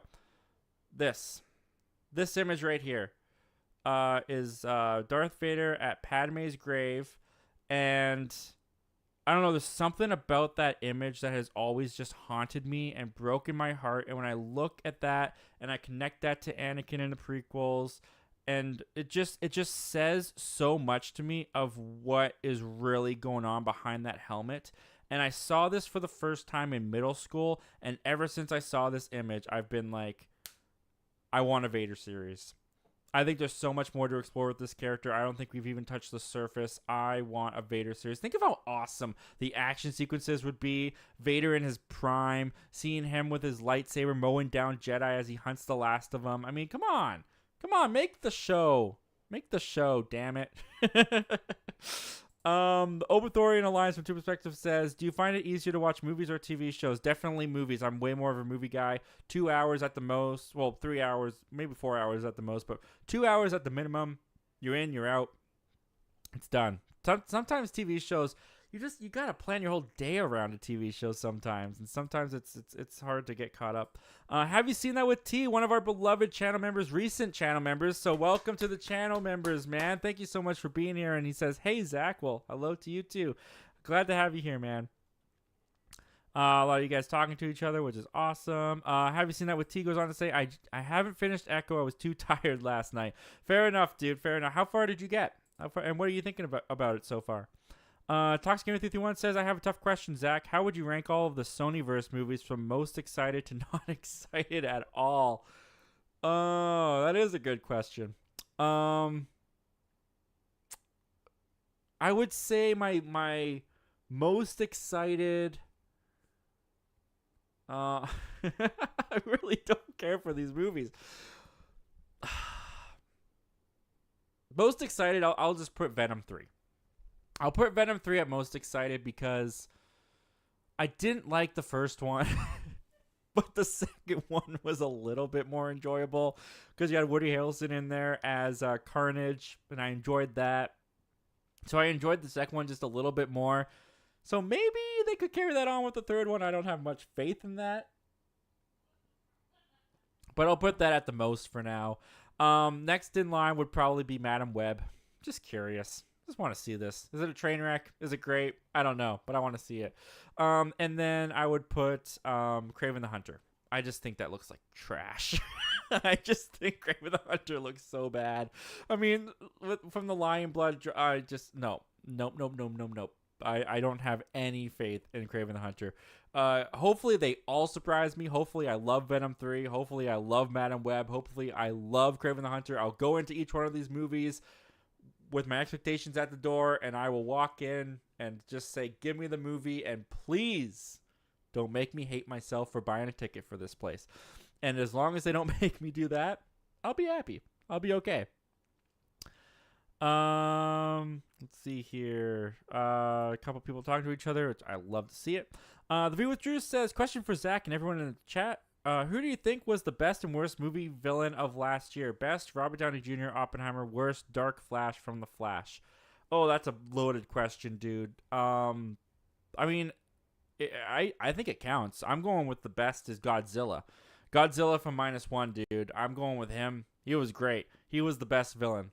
Dark Flash is a good one. That's a pretty bad villain.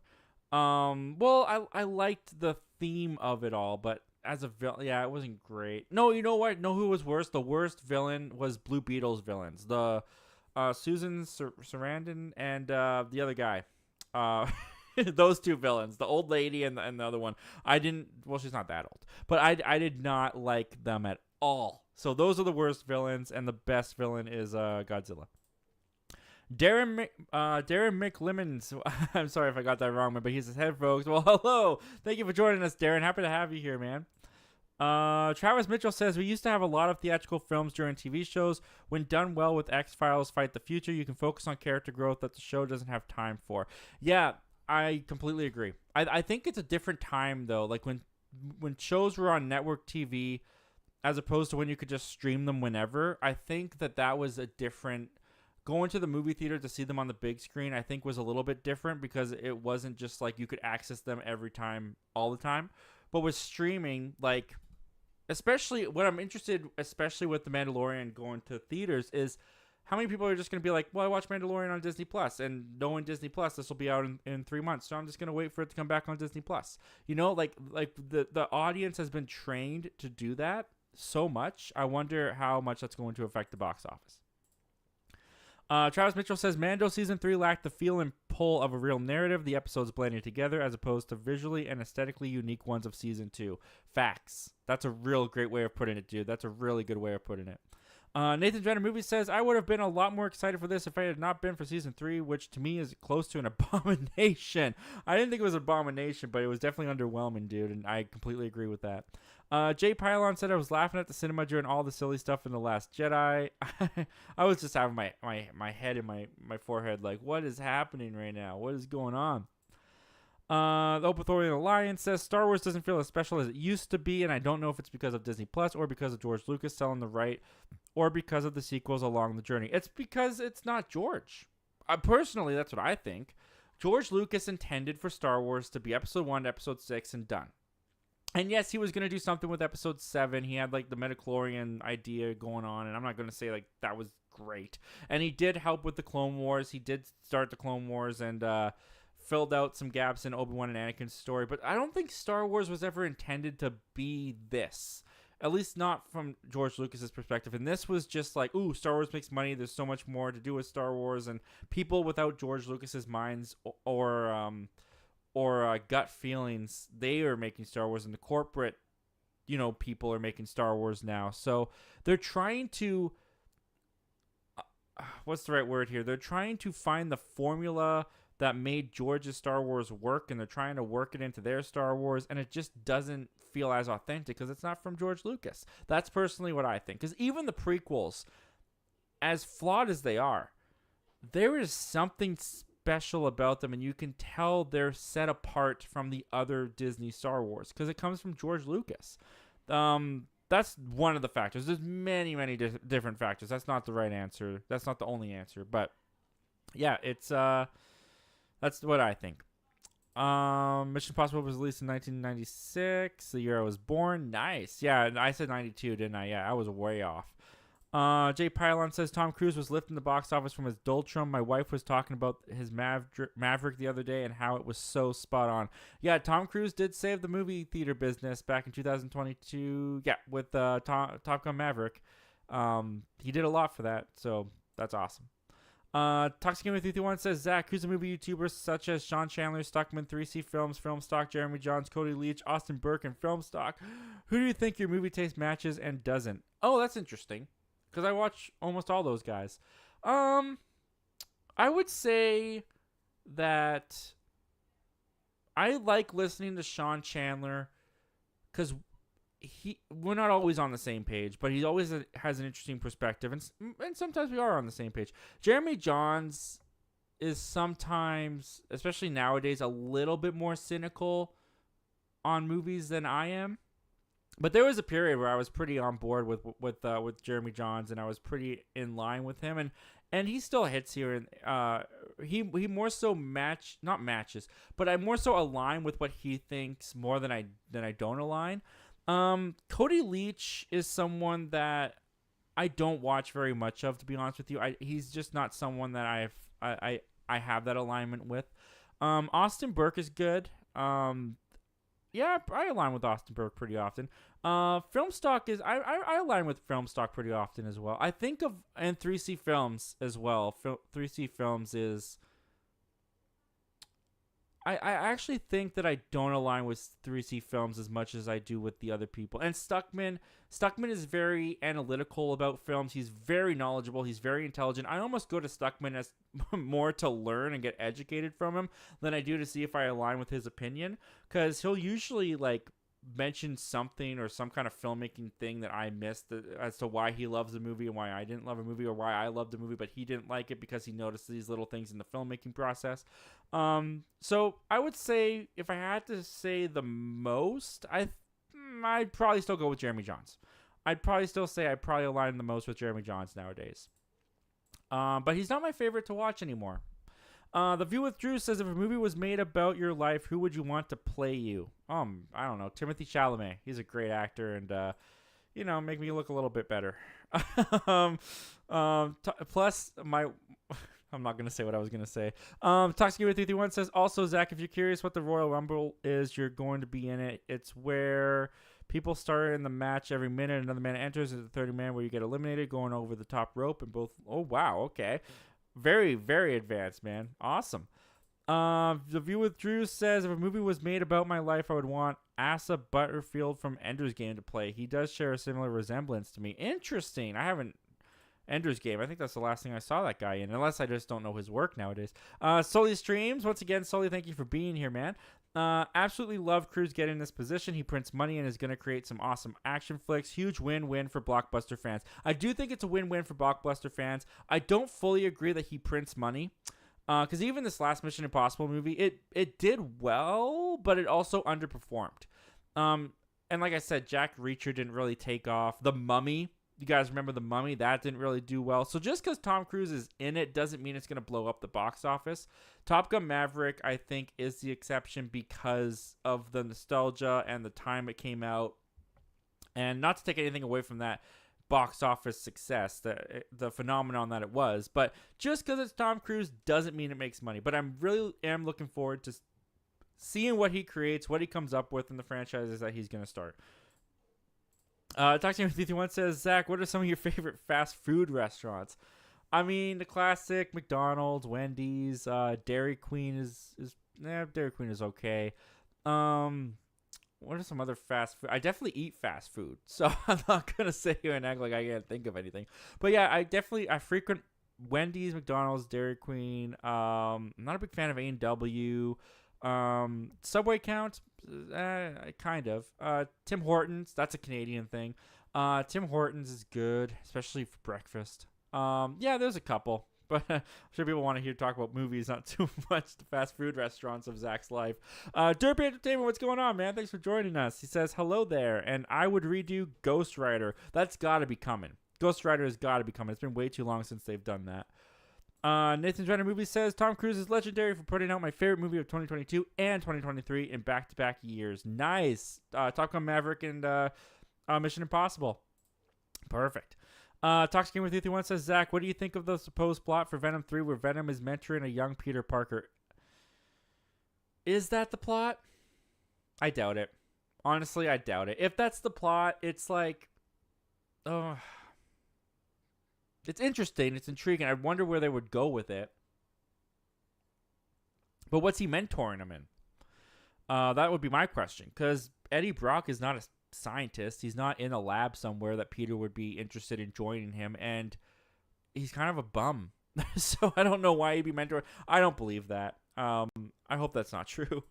Nathan's Random Movie says, are you excited for Creature Commandos, the first project in James Gunn's DCU? I could take it or leave it, to be honest with you. I'm curious to see it.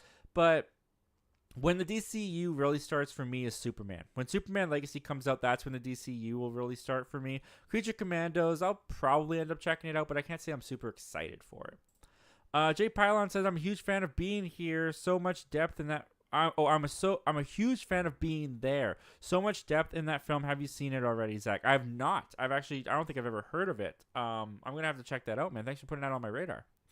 The Oberthorian Alliance from Two Perspectives says, do you like that we are rebooting movies into TV shows way too soon, or do you think it's good timing? We're rebooting movies into TV. I don't know. Are we? Can you give me an example? What's a movie that we're rebooting into a TV show where it's not been long enough? Because I can't really think of one at the moment. Nathan Random Movie says, my most anticipated TV show of the year is The Penguin. Yes, dude, The Penguin looks awesome. Super excited for that. Jumping back into the world of the Batman. I think it's going to be awesome. Travis Mitchell says, I had to suffer through the Joe Pesci movie Gone Fishing on repeat as a kid, which is about two old people going fishing. All right. Imagine how bad that sounds, and it's worse. Yeah, that doesn't sound good at all, man. Not a recommendation I think you're giving us. Jay Pylon says, I was super disappointed in the theater with The Happening. I can imagine. I didn't have to suffer through that in theaters. I watched that at home, and I laughed out loud. It was great. Nathan's Random Movie says, the night swim line that got me laughing was, you're supposed to say Polo. Oh, dude, oh my gosh, that was terrible. You're supposed to say Polo. Yeah, that was like, oh, that was awful. I was sitting there, and I was like, he's not going to say it. Because they totally telegraph it for you. But Marco, it's like he's not gonna jump up behind her and say Polo. He's not gonna, and then he did it, and I was like, oh my word, seriously. Oh man. The View with Drew, what movie favorite 2023 surprised you? I found Blue Beetle surprising. I had no expectations going in, and I loved it. Well, Godzilla -1 I had no expectations for, and that completely surprised me. So I think I gotta go with Godzilla -1 along with Past Lives, because I didn't even know what that was, and then that surprised the heck out of me because it was great. Travis Mitchell, for Scream 7, I think it'd be cool to bring back Liev Schreiber as Cotton, who is the character arguably most affected by Ghostface aside from Sidney. He got slashed in the face, but it cuts away. Cotton. Why can't I remember who that is? Is that the guy who was accused of killing Sydney's mom. Is that the guy? Did he not die? Did he not die in 3? Did he not die at the beginning? Maybe they do cut away. Why did I think he died? I mean, it's Scream. You could bring him back. You could easily bring him back and explain something. Toxic Gamer 331 says, I think the only plot they could go with for Scream 7 is they could do it with the twins Chad and his sister, but I'm 50-50 on how that works. I think it's kind of overthinking it with who they're going to go after. As long as you've got a Ghostface going after somebody, I think the audience will be fine. I think it'll work. And like I said, they could get Neve Campbell back. I don't think it's a stretch to think that they can't get her back. Travis Mitchell says, of the OG Scream actors, Lee arguably blew up the most and is the most recognizable. Having him back with one eye, kicking some Ghostface butt, and making the killers afraid of him could be awesome. I'd be down for that. I mean, I thought he died, but I would totally be down for that. That'd be awesome. The Obithorian Alliance from two perspectives. Is there a movie franchise or TV show franchise that you want to get into this year? A movie franchise. I want to start watching more director filmographies. I did my ranking of all the Zack Snyder movies before Rebel Moon came out, and I had a lot of fun doing that. I got to see movies that I otherwise probably wouldn't have wanted to check out, to be honest with you, and it's kind of fun to say that I've seen every Zack Snyder movie now. So I kind of want to do that with more. I'm going through Matthew Vaughn I'm going to be starting Matthew Vaughn. Before Argyle comes out, I'm going to start Matthew Vaughn. I want to do other directors that are coming out this year. I just want to catch up on their filmographies, and I think that's pretty fun. As far as franchises or TV shows go, though, I would like to watch The Last of Us this year. I missed it last year. I just never got around to it last year, but I probably want to catch up on that this year. Toxic Gamer 331 says, remember when Michael Bay said that TMNT were going to be aliens in his movies originally? Yeah, that was awful. I don't know why he ever thought to say that. I'm glad they changed that. I'm glad that they never went through with that, because that was a terrible decision from the get-go. Have you seen that with T? Says, The Beekeeper was great. I'm finishing up my edits for my review. Awesome, dude. That's great. Oh, I'm glad you had a great time with it. I'm a Jason Statham fan, though, so I don't mind his action flicks. Fair enough, man. Sully Stream says, I got to see The Beekeeper. Huge Statham fan. That's awesome. I mean, you love the Meg 2, right, Sully? You love the Meg 2. Toxic Gamer 331 says, if you haven't seen Sully Stream's review for the Meg 2, it's pretty good. He did not like it. Spoiler alert. Toxic Gamer 331 says, also, Zach, did you see the Mickey Mouse horror movie trailer, and do you plan on seeing it and its sequel this year? No, I don't care. I don't care. These movies are stupid. They're not even movies to me. I mean, I get it. Like Winnie the Pooh, Blood and Honey, when people were putting it on like their worst of the year list, I'm like, that's not a real movie. But I get it. It went theatrical. If it goes theatrical, I guess you can count it. But these are just people that have a public domain, figure that they can just make a cheap little movie out of, and the gimmick is that, oh, it's Mickey Mouse, but now he's murdering people. But it's stupid. It's stupid. They're trash. I don't care for that trend at all. No, I haven't seen the trailer. I don't care to see the trailer, and I'm definitely not going to watch the movies. Look, that said, everyone, of course, they have the right to make them, and as long as they're having fun with their friends, maybe making some money from it, that's fine. I'm just not a fan of them. I'm not. Obithorian Alliance, have you started Disney Plus, the Percy Jackson series? I've not started that yet. I'm waiting for all of them to come out, but I will probably check that out later when all of them are out. Toxic Gamer 331 says, I'm gonna head out now. Great to see you back, man, and talk to you again. Great stream as always, man. Great pizza for everyone. Well, thank you so much for being here, dude. It was great to have you back. I'm happy to be back, and the show was made better because you were a part of it, man, and I appreciate you. You have a good night. All right, we'll take this one, and then we're going to do our last topic, which will be my ranking of the 9 MCU shows. Nathan Jenner Movies says, are you excited for Beverly Hills Cop 4, Kung Fu Panda 4, Ghostbusters 4, and Planet of the Apes 4? There's a lot of 4s coming out this year, isn't there? It's like the attack of the 4s. Yes, I am. I've only seen the first Beverly Hills Cop, but I want to watch the rest of them, and I am excited to see 4. I'm very excited for Kung Fu Panda 4. I like that trilogy quite a bit. Ghostbusters 4 I'm excited for. I don't love the Ghostbusters franchise, but I liked Afterlife. And Planet of the Apes, heck yeah. Kingdom of the Planet of the Apes is my most anticipated of that entire list. Cannot wait to see what they do with that. It's about time. It's about time we got some more apes. All right, guys. With that, we're going to take another short break to finish out the last topic of the night. And then we're going to get back to your comments and questions and finish the night with that. But where am I going with it? There we go. So for our final topic, let me see here where to go. There we go. There we go. Now we're rolling. All right. So Echo is now out on Disney Plus. It is airing all 5 of its episodes all at once. So it's been a little bit since we did a ranking for the MCU show. So I figured now that we have Echo out, let's rank the MCU Disney Plus shows. For preference, this is going to be the live action shows. So I'm not including What If. I'm not including I Am Groot. I know they're technically MCU shows, but they're just so far removed that I just want to focus on the live action shows. Okay? All in agreement? Great. Well, let's kick this off then with number 9. And my number 9 pick may surprise you because I know there's the one on here that you want on here that I have in a little bit. But for my number 9, I'm going with She-Hulk. This series is just a series that really didn't work for me. I did enjoy the first couple episodes. I thought it was kind of intriguing what they were doing with bringing Abomination back, with Bruce training, what's her name?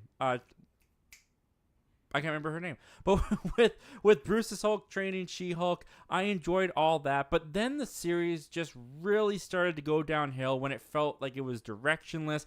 The humor really did not work for me. I did not find this show very funny, and I just didn't think that the way that they broke the fourth wall worked in the MCU, which is a universe in which there is so much verisimilitude that we have bought into for years. When you get a big robot at the end, the Kevin Feige bot that says that all of this is an algorithm that he's created, She-Hulk can stop a fight and totally just get rid of the third act battle in her own show because she wants to. She can walk up to the writers. All of that just took me out of the show, took me out of the MCU. I don't like that it's a part of the MCU canon. And this is the one and only MCU project that I actively dislike. So for that reason, She-Hulk is coming in at number 9. Following She-Hulk at number 8, I've got Secret Invasion. Now, this show gets crapped on a lot, and for really good reason, because the finale of the show sucks. The finale of the show is awful. It introduces things last minute. You got a big CGI battle of these Super Skrulls going on that feels completely unearned. It feels completely stupid. Then you've got this overpowered hero now just walking around the MCU, and it just feels like it came out of nowhere. But before all that stupidness happened and those dumb ideas came in, this was a series that I was actually really enjoying. I thought the performances from Samuel L. Jackson, Don Cheadle, everyone involved were fantastic. This is probably the best that Samuel L. Jackson has performed in the MCU, which he's great in the MCU and as a whole, so that's saying a lot. I liked the intrigue. I liked the spy espionage feel that we were getting at the beginning. When it was being the Who's show that it promised us to be, I was intrigued. I was enjoying it, but then it just went and crapped the bed at the end, and for that reason, it sunk way down to number 8. Moving on to number 7, Moon Knight. Moon Knight. Secret Invasion and Moon Knight are the two most disappointing and wasted potential shows in the MCU, because Moon Knight started off really cool. I really enjoyed the introduction to Moon Knight. I really enjoyed the whole double identity thing that was going on, the confusion that the character was in. This show also has a fantastic performance by Oscar Isaac, probably one of the best performances in the MCU, period. I like a lot of the individual episodes. I think the episode where he kind of goes into his own mind is phenomenal. When you get the big hippo running around, it's ridiculous, but somehow it kind of works. But this show also felt kind of sloppy. It felt rushed in aspects. A lot of it felt underdeveloped. And when you get to the end, it just feels completely unearned with all these big Greek or Egyptian gods running around smashing each other into pyramids. It does not feel like the show that we started with, and it does not feel like what the show was building up to. So there's a lot of great stuff within Moon Knight, led by, like I said, fantastic performance by Oscar Isaac. But in the end, this is one of those shows that just missed its potential for me, and for that reason, it comes in at number 7. Moving on to number 6, we've got Hawkeye. Now, this is a pretty lighthearted, easy watch when it comes to the MCU shows. There's not very many consequential circumstances going on here. It's just Hawkeye on Christmas trying to get home to his family, and Kate Bishop is interrupting him. But I really like Jeremy Renner and Haley Steinfeld's chemistry in this show. I love the introduction to Kate Bishop. There was some fun action sequences. I'm a Christmas guy, so I appreciated the Christmas atmosphere. And yes, I do think that this has a pretty bad introduction to the character of Kingpin into the MCU. Yelena feels completely forced into the narrative just because they have to pay off a post-credit scene from Black Widow. But this wasn't the exploration of the Hawkeye character that I was hoping that it would be. But what this is a fun little Christmas romp that you put on around the holidays. You get some MCU action, you get some MCU hijinks and jokes, and I find Hawkeye to be an enjoyable enough time.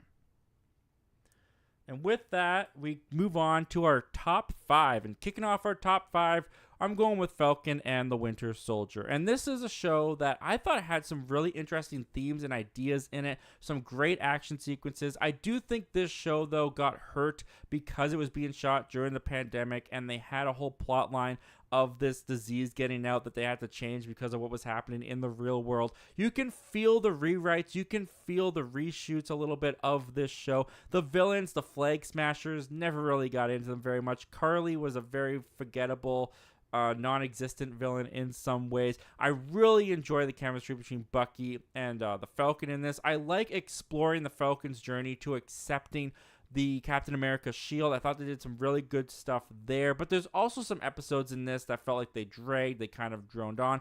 I loved Wyatt Russell, though, as Discount Captain America in this series. I thought they did some really interesting stuff with his character and explored him a lot. Really looking forward to seeing him coming back in the Thunderbolts. So while Falcon Winter Soldier wasn't the home run that I was hoping it was going to be when it was first announced, I was hoping we were going to get another Winter Soldier Civil War type masterpiece in the MCU. But in the end, it was good enough. I enjoyed it. I had a lot of fun with it as the buddy action show with Sam and Bucky. And for me, it worked well enough. At number 4, and recently added to Disney Plus, I'm going with Echo. Now, Echo, I have been looking around. It's got like a 60, or maybe it's got like a 70% on Rotten Tomatoes at this point. But not many people are liking this show as much as I thought that they would when I watched it. I thought that this was a great redemption for this character, because in Hawkeye, when they introduced Maya Lopez and Hawkeye as just this kind of henchman to Kingpin, I didn't find her very interesting. I don't think that they serviced the character very well. What they do with her here is they put her in a dilemma of choosing between two worlds that she is a part of, the crime criminal world and her family and her Native American roots back in Oklahoma, by putting her in that scenario and surrounding her by some pretty endearing and fun characters that I enjoyed watching. I thought that Echo had the heart. I thought it had some great brutal action sequences as well that really excited me and worked for me. I liked the story. I liked the characters. It drops a couple narratives here and there throughout the show. It's pretty rushed by the end with a finale that I did feel unsatisfied by, that I won't give spoilers away because it's a newer show. But basically, when they announced that an Echo show was coming out after I watched Hawkeye, I could not care less about this character. I could not care less about her show. But after watching her show, I like this character a lot more. I'm way more intrigued with her story. The story hooked me. The characters hooked me. I thought Vincent D'Onofrio as Kingpin redeemed himself as well, because he was not very well used in Hawkeye, but here I thought he was much better. I ended up really enjoying the Echo show, so that comes in at number 4. Kicking off our top 3, though, we've got Ms. Marvel. Now, when it comes to this show, the superhero aspect of it is honestly my least interested part of the show. It's pretty generic. You've seen it all before, but what this show has going for it is an incredibly charming lead, an incredibly charming cast, a great family dynamic and atmosphere, and a real cool look into a culture, the Muslim culture, that I'm very unfamiliar with. This is a history lesson show. It teaches you their history. It teaches you about history. It's so much fun. It exuberates youthful energy. I mean, Kamala is a great addition to the MCU. She is their new star, and Iman Vellani is phenomenal in this show. I do think that it has a villain problem, because the villains in Ms. Marvel and what they were doing never captured my attention, never really even enters my mind when I think about Ms. Marvel, and they kind of go out like wimps. They kind of go out pretty pretty pretty foolishly. So yes, Miss Marvel has a lot of flaws to it, but what it really succeeds at with that family dynamic, with the charming cast, with the charm in general, it overpowers all those flaws. And I love this show. I loved watching this show. Which brings us to our runner-up at number 2. And for me, that's going to be WandaVision. This was the first show on Disney Plus that came from Marvel Studios. And boy, did it set us up for some disappointment, because this show was great. I loved all of the homages to the old television classics. I grew up watching a lot of those with my grandparents and family. So to get all the references and to get what they were doing with it was a lot of fun. And I love that old-fashioned sitcom humor, so I had myself laughing throughout the show. The mystery aspect to the show was also really good, really intriguing. What was going on with Wanda? What was going on with all these people trapped in Wanda's dome? You had Kat Dennings come back from Thor: The Dark World. She kind of redeemed herself, too. I thought she was great in the show. You had Randall Park come in. He was great. I loved Paul Bettany. I loved Elizabeth Olsen's relationship. I loved how dark it got. Agatha's inclusion into the story does feel a little bit clunky at times. And when you get to the finale, it does kind of feel like you're watching a different show. It feels like you're watching the obligatory Marvel show by the time you get to the final episode. But what this show had was great build-up, great intrigue, great performances, great concepts. But on a rewatch, I will say that watching this week to week and watching the mystery unfold before my eyes, not knowing what was going on, had this show at number 1 for a lot longer than it probably should have, because on a rewatch, without that week to week intrigue and mystery, it does kind of go down a few pegs, and it definitely went down to number 2 after Loki season 2 came out, because that jumped Loki into my number 1 position. Loki season 1, I enjoyed Loki season 1. I did think that it was a little bit hard to it was a big pill to swallow in some ways, because you're introducing this time organization that has been overlooking the sacred timeline of the MCU. Everything that's happened in the MCU is because these guys allowed it to happen. It was a lot to take in, especially when the MCU at this point in time never had anything like that before. But it had some really intriguing time-related aspects to it.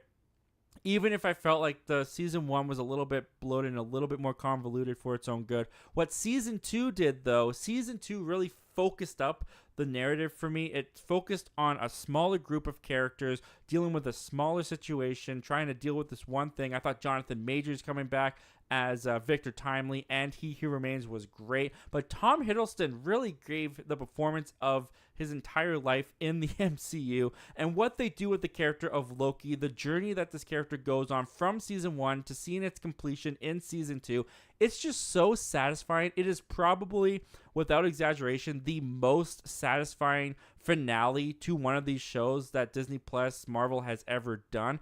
I enjoyed the journey. I enjoyed the characters. I enjoyed the world. I really, really loved Loki season 2, and retrospectively, it made me like Loki season 1 even more. So for that reason, it has jumped over WandaVision and has taken my number 1 spot as my favorite Marvel MCU show up into this point.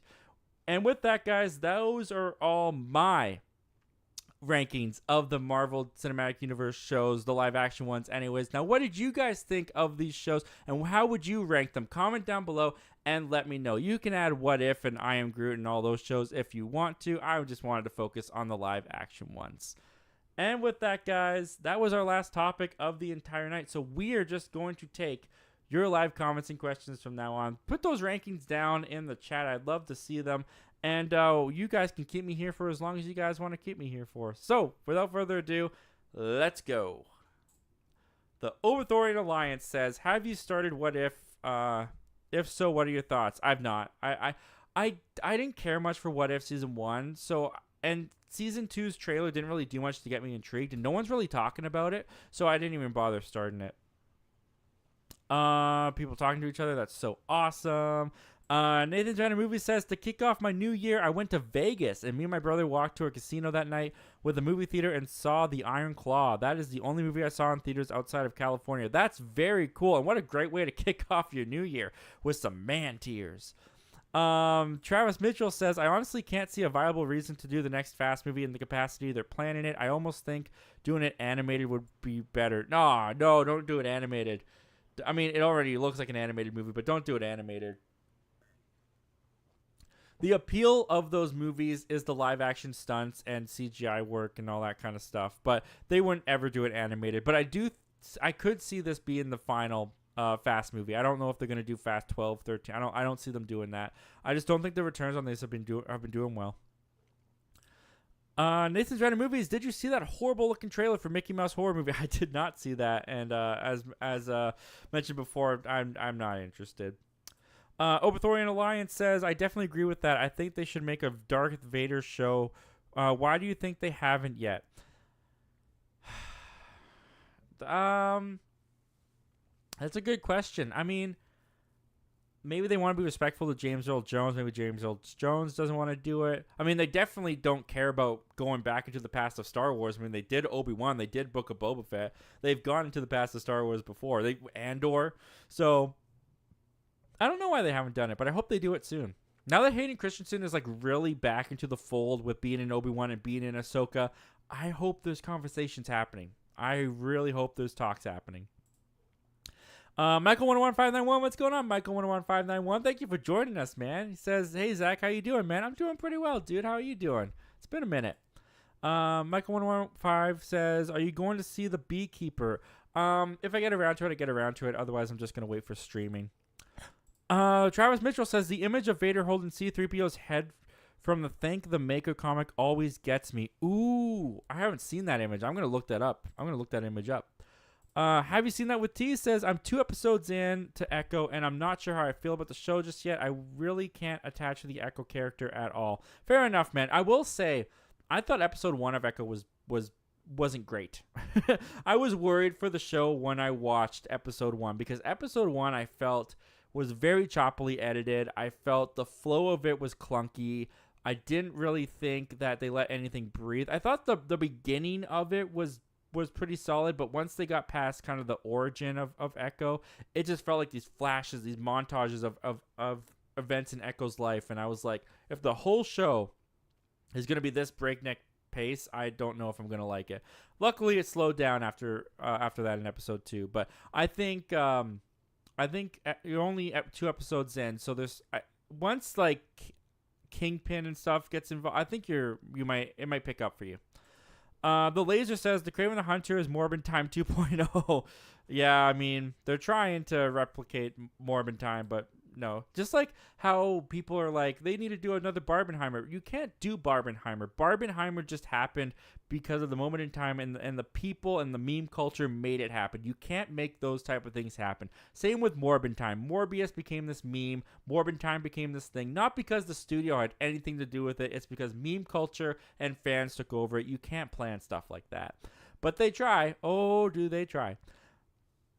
Michael 101591 says, I'm looking forward to all the Sonyverse films this year. I'm happy for you, man. I'm very happy. I hope they all deliver for you. The Oberthorian Alliance says, what is your movie goals for this year? Movie goals for this year is to see more filmographies for directors that have films coming out. I want to get more reviews out. I did 31 reviews last year, so I want to at least beat that. Maybe do 40. I want to maybe get 40 reviews on the channel. And I saw 67 movies last year, so hopefully I can see like 75. I think 75 is a good goal. I hope that I can see 75 movies this year. Freakster in here, sending some hearts. What's going on, man? Thanks for joining us. Oberthorian Alliance says, I'm actually doing YouTube video rankings for Tom Cruise movies. Awesome. I'm looking forward to checking that out on your channel.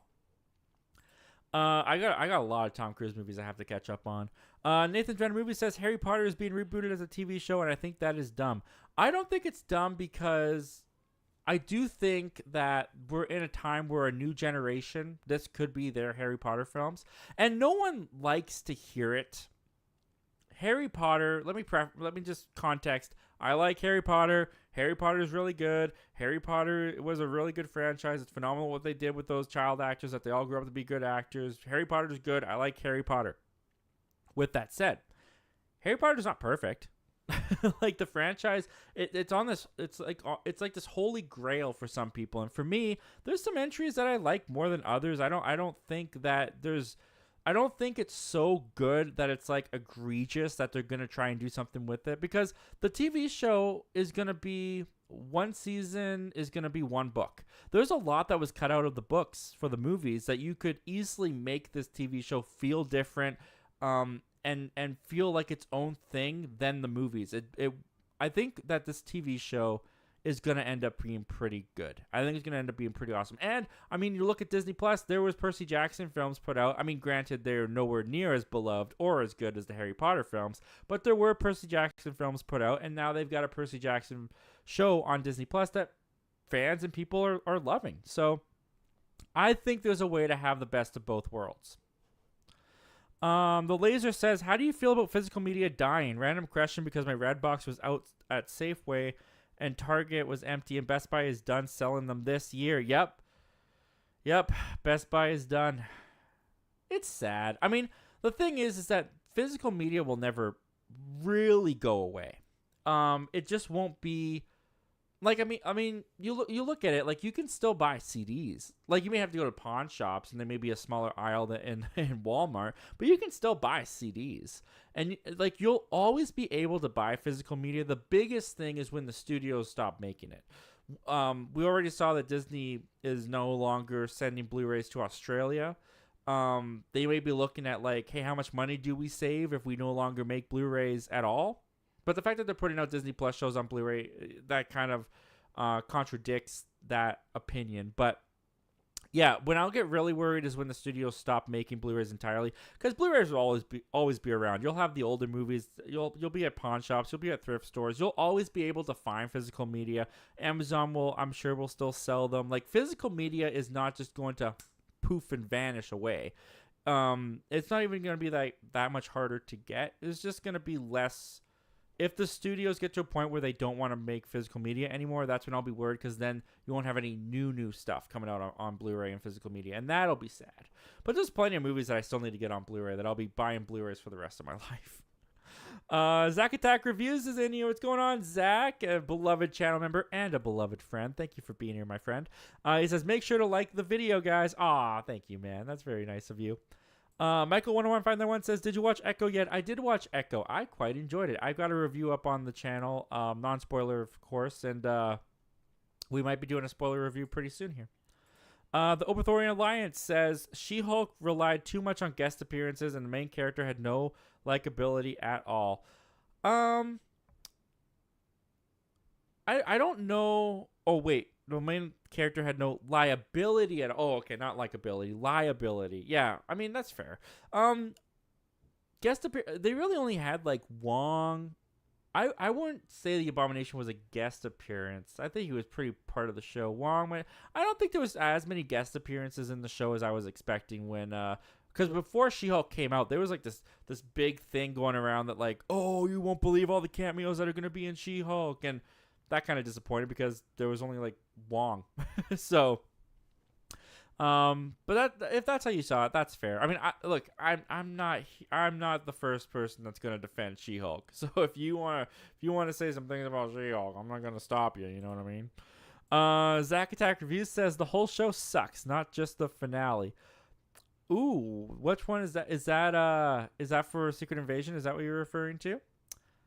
I'm interested. I might have missed the context of that, Zach. I'm not quite sure which one you're talking about. Nathan John Movie says, I have not seen Echo yet, but She-Hulk is obviously last and Loki is in first for me. Hey, you and I are the same, my friend. The Oberthorian Alliance says, Secret Invasion had so much potential, but unfortunately the final boss at the end is the reason why it's at this spot. Yeah, I completely agree. It's such missed potential. It's such a wasted potential. It could have been an amazing show. Could have been amazing. Jay Pylon said, I was super hyped for Secret Invasion, and then it let me way down. I thought that nothing worked with it. She-Hulk started off awful and ended worse. Yeah, see, I did not think it started off awful. I was so hyped for She-Hulk. Go back to a stream I did with Zach Guller on his channel. I can't remember when it was. It was definitely in 2022. Maybe it was 2021. But I was hyping up She-Hulk. I was so excited for it. I thought it looked great. And then, yeah, it disappointed me massively. But the way it started off, I was kind of into it. I liked her relationship with Hulk. Some of the jokes were hitting. But, yeah, and then it just went off the deep end, man. It just went off the deep end. Zack Attack Review says, I agree with Moon Knight. The parts are better than its whole. Yeah, that's fair, man. Completely agree with that, too. Zach and Oberthorian Alliance are talking. Very good. Thank you. You always enjoy your ranking list of. I'm not quite sure. Oberthorian Alliance says from the two perspectives. Regionally, the Falcon and Winter Soldier was meant to be stopping a virus, but because of COVID-19, they had to stop that storyline. Yep, exactly. And I do think it kind of hurt the show.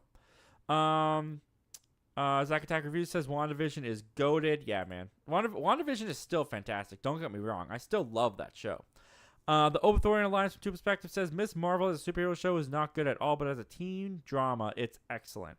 Yeah, I wouldn't say that it's not good at all as a superhero show. It's just the more disappointing aspects of the show, as opposed to when Kamala is just able to be Kamala with her family and everything. So that's fair.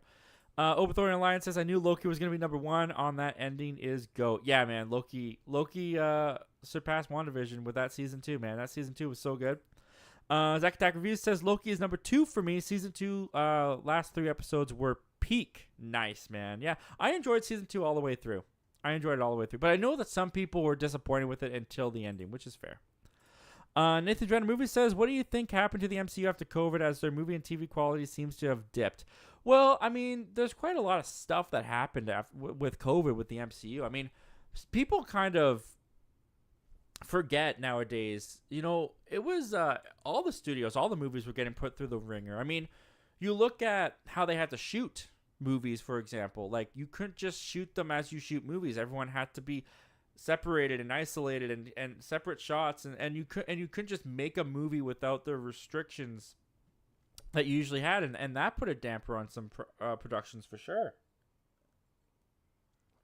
And then you also add on to the fact that Marvel is such a meticulous machine with how they organize and put out their product and put out their things. Like, everything with Marvel flows into the next thing with Marvel. At least that's how it used to be. And when the pandemic hit, you had them shuffling their schedule around left and right. I mean, I'm pretty sure originally, I could be wrong, I'm pretty sure Doctor Strange and Multiverse of Madness was scheduled before Spider-Man No Way Home at one point, and then that schedule got flipped around.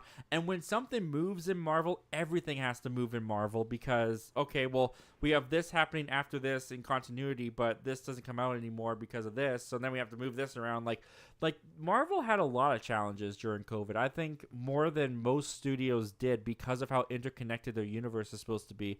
And then, along with the COVID repercussions and stuff as well, I don't think that set visits were as easy. I don't think people were as...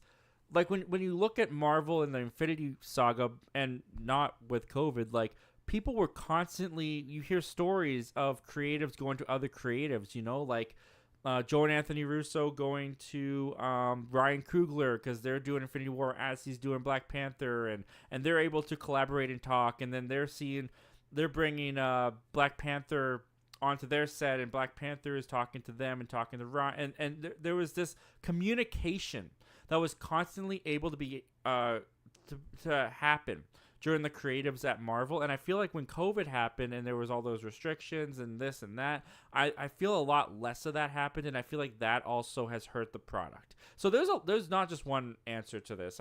There's tons of stuff that happened to not just Marvel, studios in general, because of COVID. But it is what it is, man. And unfortunately, I do think they've suffered a lot about it.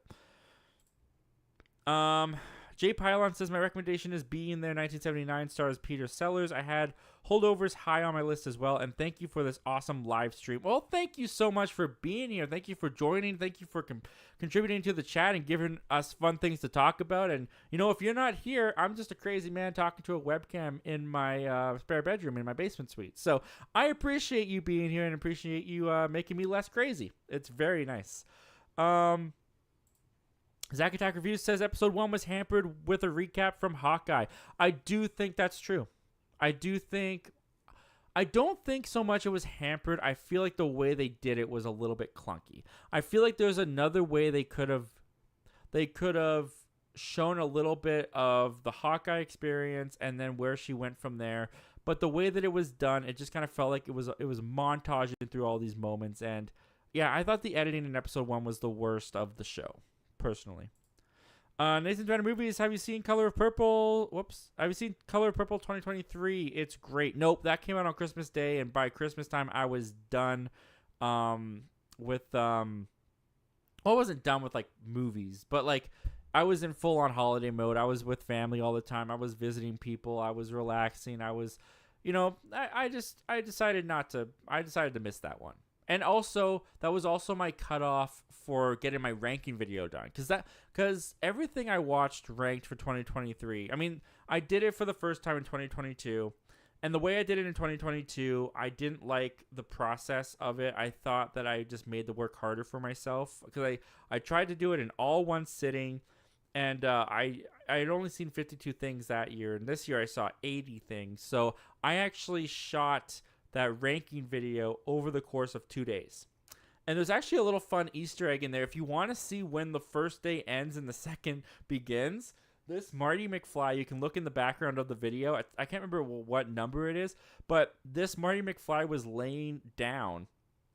And in between shoot day number 1 and shoot day number 2, I put Marty McFly back up. So at some point in the video, this is a fun little Easter egg for you guys still watching the live stream, on that Everything I Watched 2023 video, at some point Marty is standing back up. And when Marty is standing back up, that is the beginning of day 2.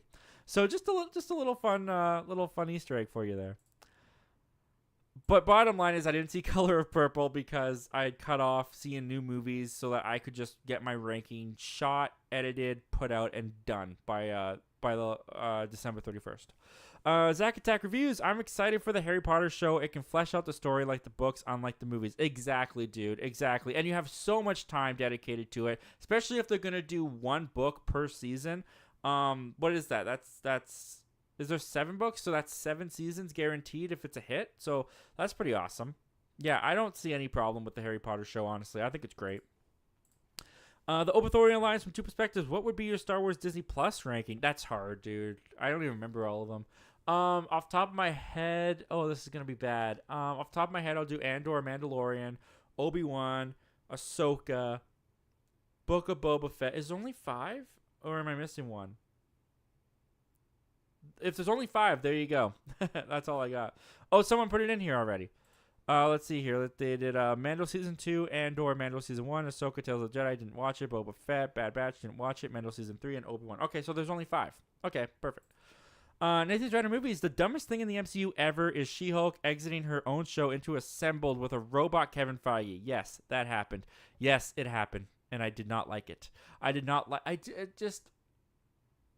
It for me, and I said this when the show came out, and I'll say it again, for me, that would be like if I was watching Star Wars, okay? Let's say I'm watching a new Disney Plus show called Star Wars Luke's Days Off, okay? I'm watching Star Wars. They've got a new Luke series out. Oh, Luke's Days Off. I'm watching Luke, and, Star Wars things are happening. Oh, look, Darth Vader's in the show, and all these people are in the show. And then all of a sudden, Luke looks at me and goes, wait a minute, and then walks off screen and goes to talk to George Lucas.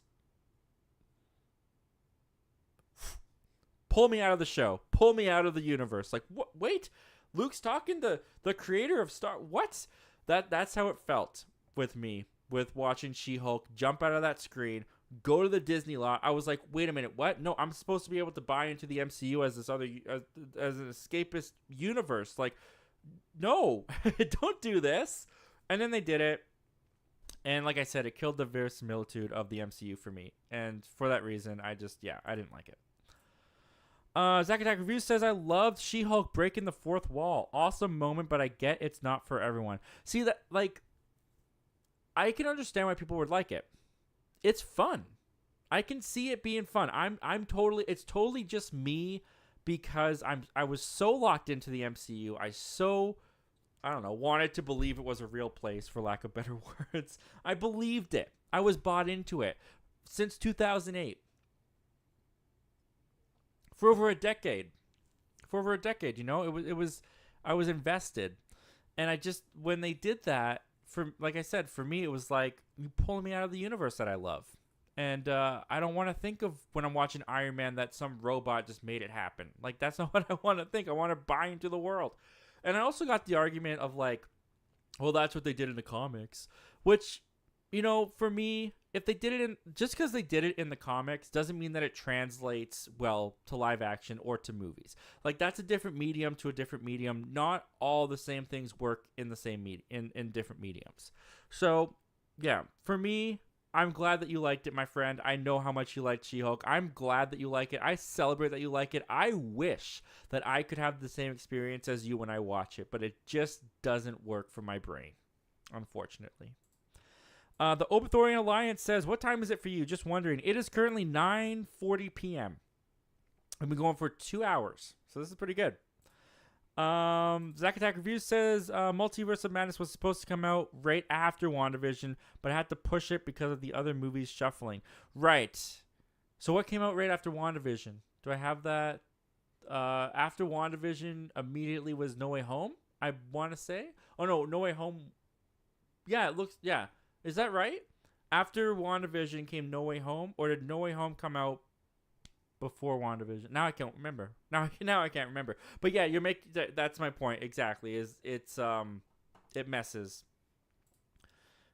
with their continuity. The Obithorian Alliance says it is in Australia. It's Thursday, 3:33 p.m. Oh, that's crazy, man. That is crazy. You're watching me in the future in the afternoon. That is wild, man. At Thursday at 3:33 p.m. I'll be at work. So that's crazy. But I appreciate you guys being here. I appreciate you guys joining me. Obithorian Alliance says, thanks, Zach, for the awesome live stream. Well, thank you for being here. Like I said, if you're not here, I'm just a crazy man in my spare bedroom talking to a webcam that no one's even at the other end of. So thank you for making me less crazy, and thank you for making this show a lot more fun. The Zack Attack Reviews says, the color purple was not it for me, but I'm in the minority. Interesting, dude. I didn't know that. But you know what? I've never seen the original. Is it Steven Spielberg? I think it's Steven Spielberg. I never saw the original Color Purple, so I wonder if I would even appreciate it's the wrong word, but I'd want to watch the original before I watch the musical. That's just how my brain works. So we'll see. Obithorian Alliance says, what would be your ideal casting for the characters in Harry Potter? That's tricky. That's tricky because I don't know the child actors, because you got to get them young, right? You got to get them 10, 11 years old, and I'm just not paying attention to the 10, 11-year-old child actor scene. Archie Yates as Harry Potter, is that too far out there? The kid from Jojo Rabbit and Home Sweet Home Alone? He's a fun kid. He's got the round glasses. You could put a little lightning bolt on his forehead. I would buy him as Harry. Yeah. Get Archie Yates. I think that's that kid's name. I don't even know, but go with that one. That's all I got, though. Yeah, I can't think of anyone else. The Obithorian Alliance says, do you play video games? No, I don't. I haven't played a video game in a very long time. I actually sat down and played a video. I just don't have time for it. And what I do have time for, I don't care for video games. You know what it is for video games? You know what it is for me with video games? I grew up in a family that was not the wealthiest. And the last system we had was the PlayStation 3, or did the Xbox 360 come out first? I don't know. We had an Xbox 360 and we had a PlayStation 3. And the thing that turned me off from video games is the fact that when a new console came out, like the PS4, which was a couple $100, all of a sudden, the system I had, they didn't make video games for anymore. It was spend a couple $100 to get this new system because now games are exclusively being made for this system. And I just remember that really making me mad. And I was like, I don't have the money to get new games to play with the new system that costs a couple $100. And after that, I just kind of was like, video games aren't worth it. And I just kind of stopped playing most of the time. My cousins were really into video games, so I would play whenever I went over to their house because they always had the new system. But for me personally, I didn't care. So I haven't played a video game for a very long time. The Obithorian Alliance says, what do you do for work? Well, I'm actually in the middle of a job transition. I actually only have 2 days left at my current job. My current job is why can't I remember my current job? It's getting late. my current job is delivery driving. That's what it is. I am a delivery driver for an auto parts store in my town. So I just drive around to various locations, various shops, drop off the parts. It's a pretty good gig. I listen to some podcasts. I listen to some YouTube because I got Bluetooth in the car, which is awesome. But I'm leaving that job at the end of this week. Friday is my last day. And then I'm going to a new job, which will be a desk job, which will be very different. But I'm excited for. And luckily, the job won't affect my YouTube schedule. It's the same hours as my current job. At my current job, I have a little bit more time when it slows down to do some YouTube stuff on my phone. So that little bit will be affected. But for the most part, nothing's going to change on the channel. The show's still going to be on Wednesday at 7:30. I'm still going to be able to do that. But I am changing jobs. It's going to be an interesting new year for that. But I'm excited. The job I'm going to seems really, really cool. Zack Attack Reviews says, never seen the original, but this one is based off the Broadway play, not the OG movie. Oh, okay. I didn't know that. The Color Purple was based off the Broadway play. Okay. The Opethorian Lion says, play Dungeons and Dragons instead. Yeah, I don't think you could. I don't know if I'd be. I don't like board games. I'm not someone who likes board games, and my wife doesn't like board games either. If I'm forced to play them because my family is kind of a board game card playing family, I'll play them, but it's not how I want to spend most of my time.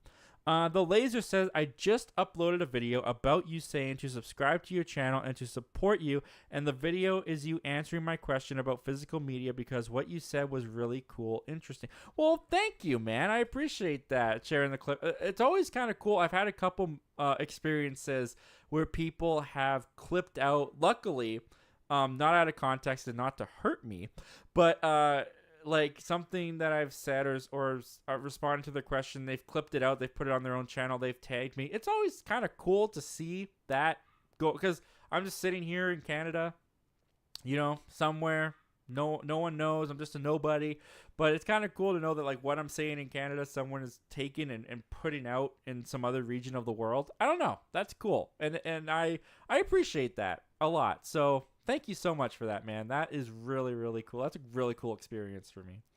Thank you for not also making it something I said out of context to try and hurt me. I'm sure that'll happen one day, but I'm glad it didn't happen today. Opethorian Lion says, that's how it's being a console gamer. You always have to constantly upgrade your software, unfortunately. Yeah. Yep, that's the same thing.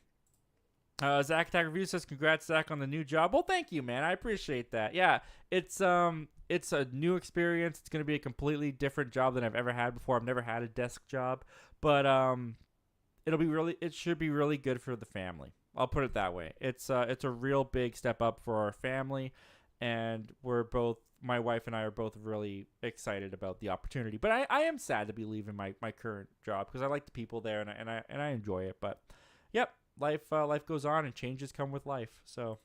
And I am excited for this new job. The Opethorian Alliance says, Dungeons and Dragons is a game when you get to play yourself and you get to custom the character.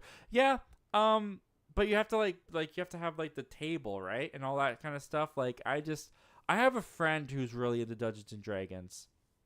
He tried to get me to play it, never happened, but yeah, I don't know. I'd rather not. I don't know how else to put it. I mean, if someone offered me the chance and I sat down and played it, I would give it my honest effort, but I'm not going to seek it out, if that makes any sense. The Laser says, favorite pizza, mine's jalapeno with broccoli, chicken pesto, and mozzarella. Wow, you are way more what's the word I'm looking for? Dynamic? That's not right. You like more flavor than I do, because my favorite is cheese pizza. My favorite is a plain cheese pizza. And you know what else? I'm a fan of Hawaiian. I don't know when this thing started of you can't put pineapple on pizza, because I've been putting pineapple on pizza since I was 6. So I don't know when that became this big controversial thing. I remember it happening when I was in middle school or high school. All I know is that pineapple tastes pretty dang good on pizza. So I like Hawaiian. I like plain cheese. Pepperoni's okay. My wife likes meat lovers and more meat and veggies on it, so we've been getting a lot more of that kind of pizza, and I enjoy it. I actually don't mind it. For me, unless it's got we had this barbecue pizza or something like that, which had like sauce, this other kind of sauce on it besides pizza sauce, which it did not mesh with my taste buds. You know what I mean? Like my taste buds were like, get this out of my mouth. But other than that, for me, pizza's pizza. Like all pizza kind of tastes the same to me, for the most part. So I can pretty much eat any kind of pizza as long as it doesn't have some weird sauce other than pizza sauce on it. I don't know when this became about pizza talk. Zach Milne talks pizza. That's what this became. The laser is saying that's lit. I hope it's lit that I like pineapple on pizza. I don't know when that became controversial, but I like it. All right, guys. And with that, it is like almost 10 o'clock here for me. And it looks like we're all caught up on the comments and questions. So that'll do it for the first episode of Zach Milne Talks Live coming back in 2024. Thank you guys so much for being here, for making this show way more fun because you were a part of it. Thank you for all of your questions, all of the comments. I had a great time talking with you guys. And don't forget that if you're new and you enjoyed what you saw here, you enjoyed the show, definitely consider hitting that subscribe button, joining our community. We'd love to have you return and come back, and hopefully I'll see you again next time. With that, we've got a couple people. Overthrower Alliance says, if you could bring back a TV show or movie that got canceled, was never made, what would it be? I don't have time to answer that at the moment. Sorry, man. But someone speak so we can continue forever. Oh, that's very nice of you, Laser. For the TV show, mine would be Firefly. Very good choice. Zach Attack saying good night. Great stream. The Laser saying good night, bro. I'm going to go play Crashing Cars. Well, you have fun with that, man. I hope you have a great time. And yeah, guys, with that, I appreciate y'all. I had a great time. I hope you did too. And I will talk to you guys again very soon. Same Zach time, same Zach channel.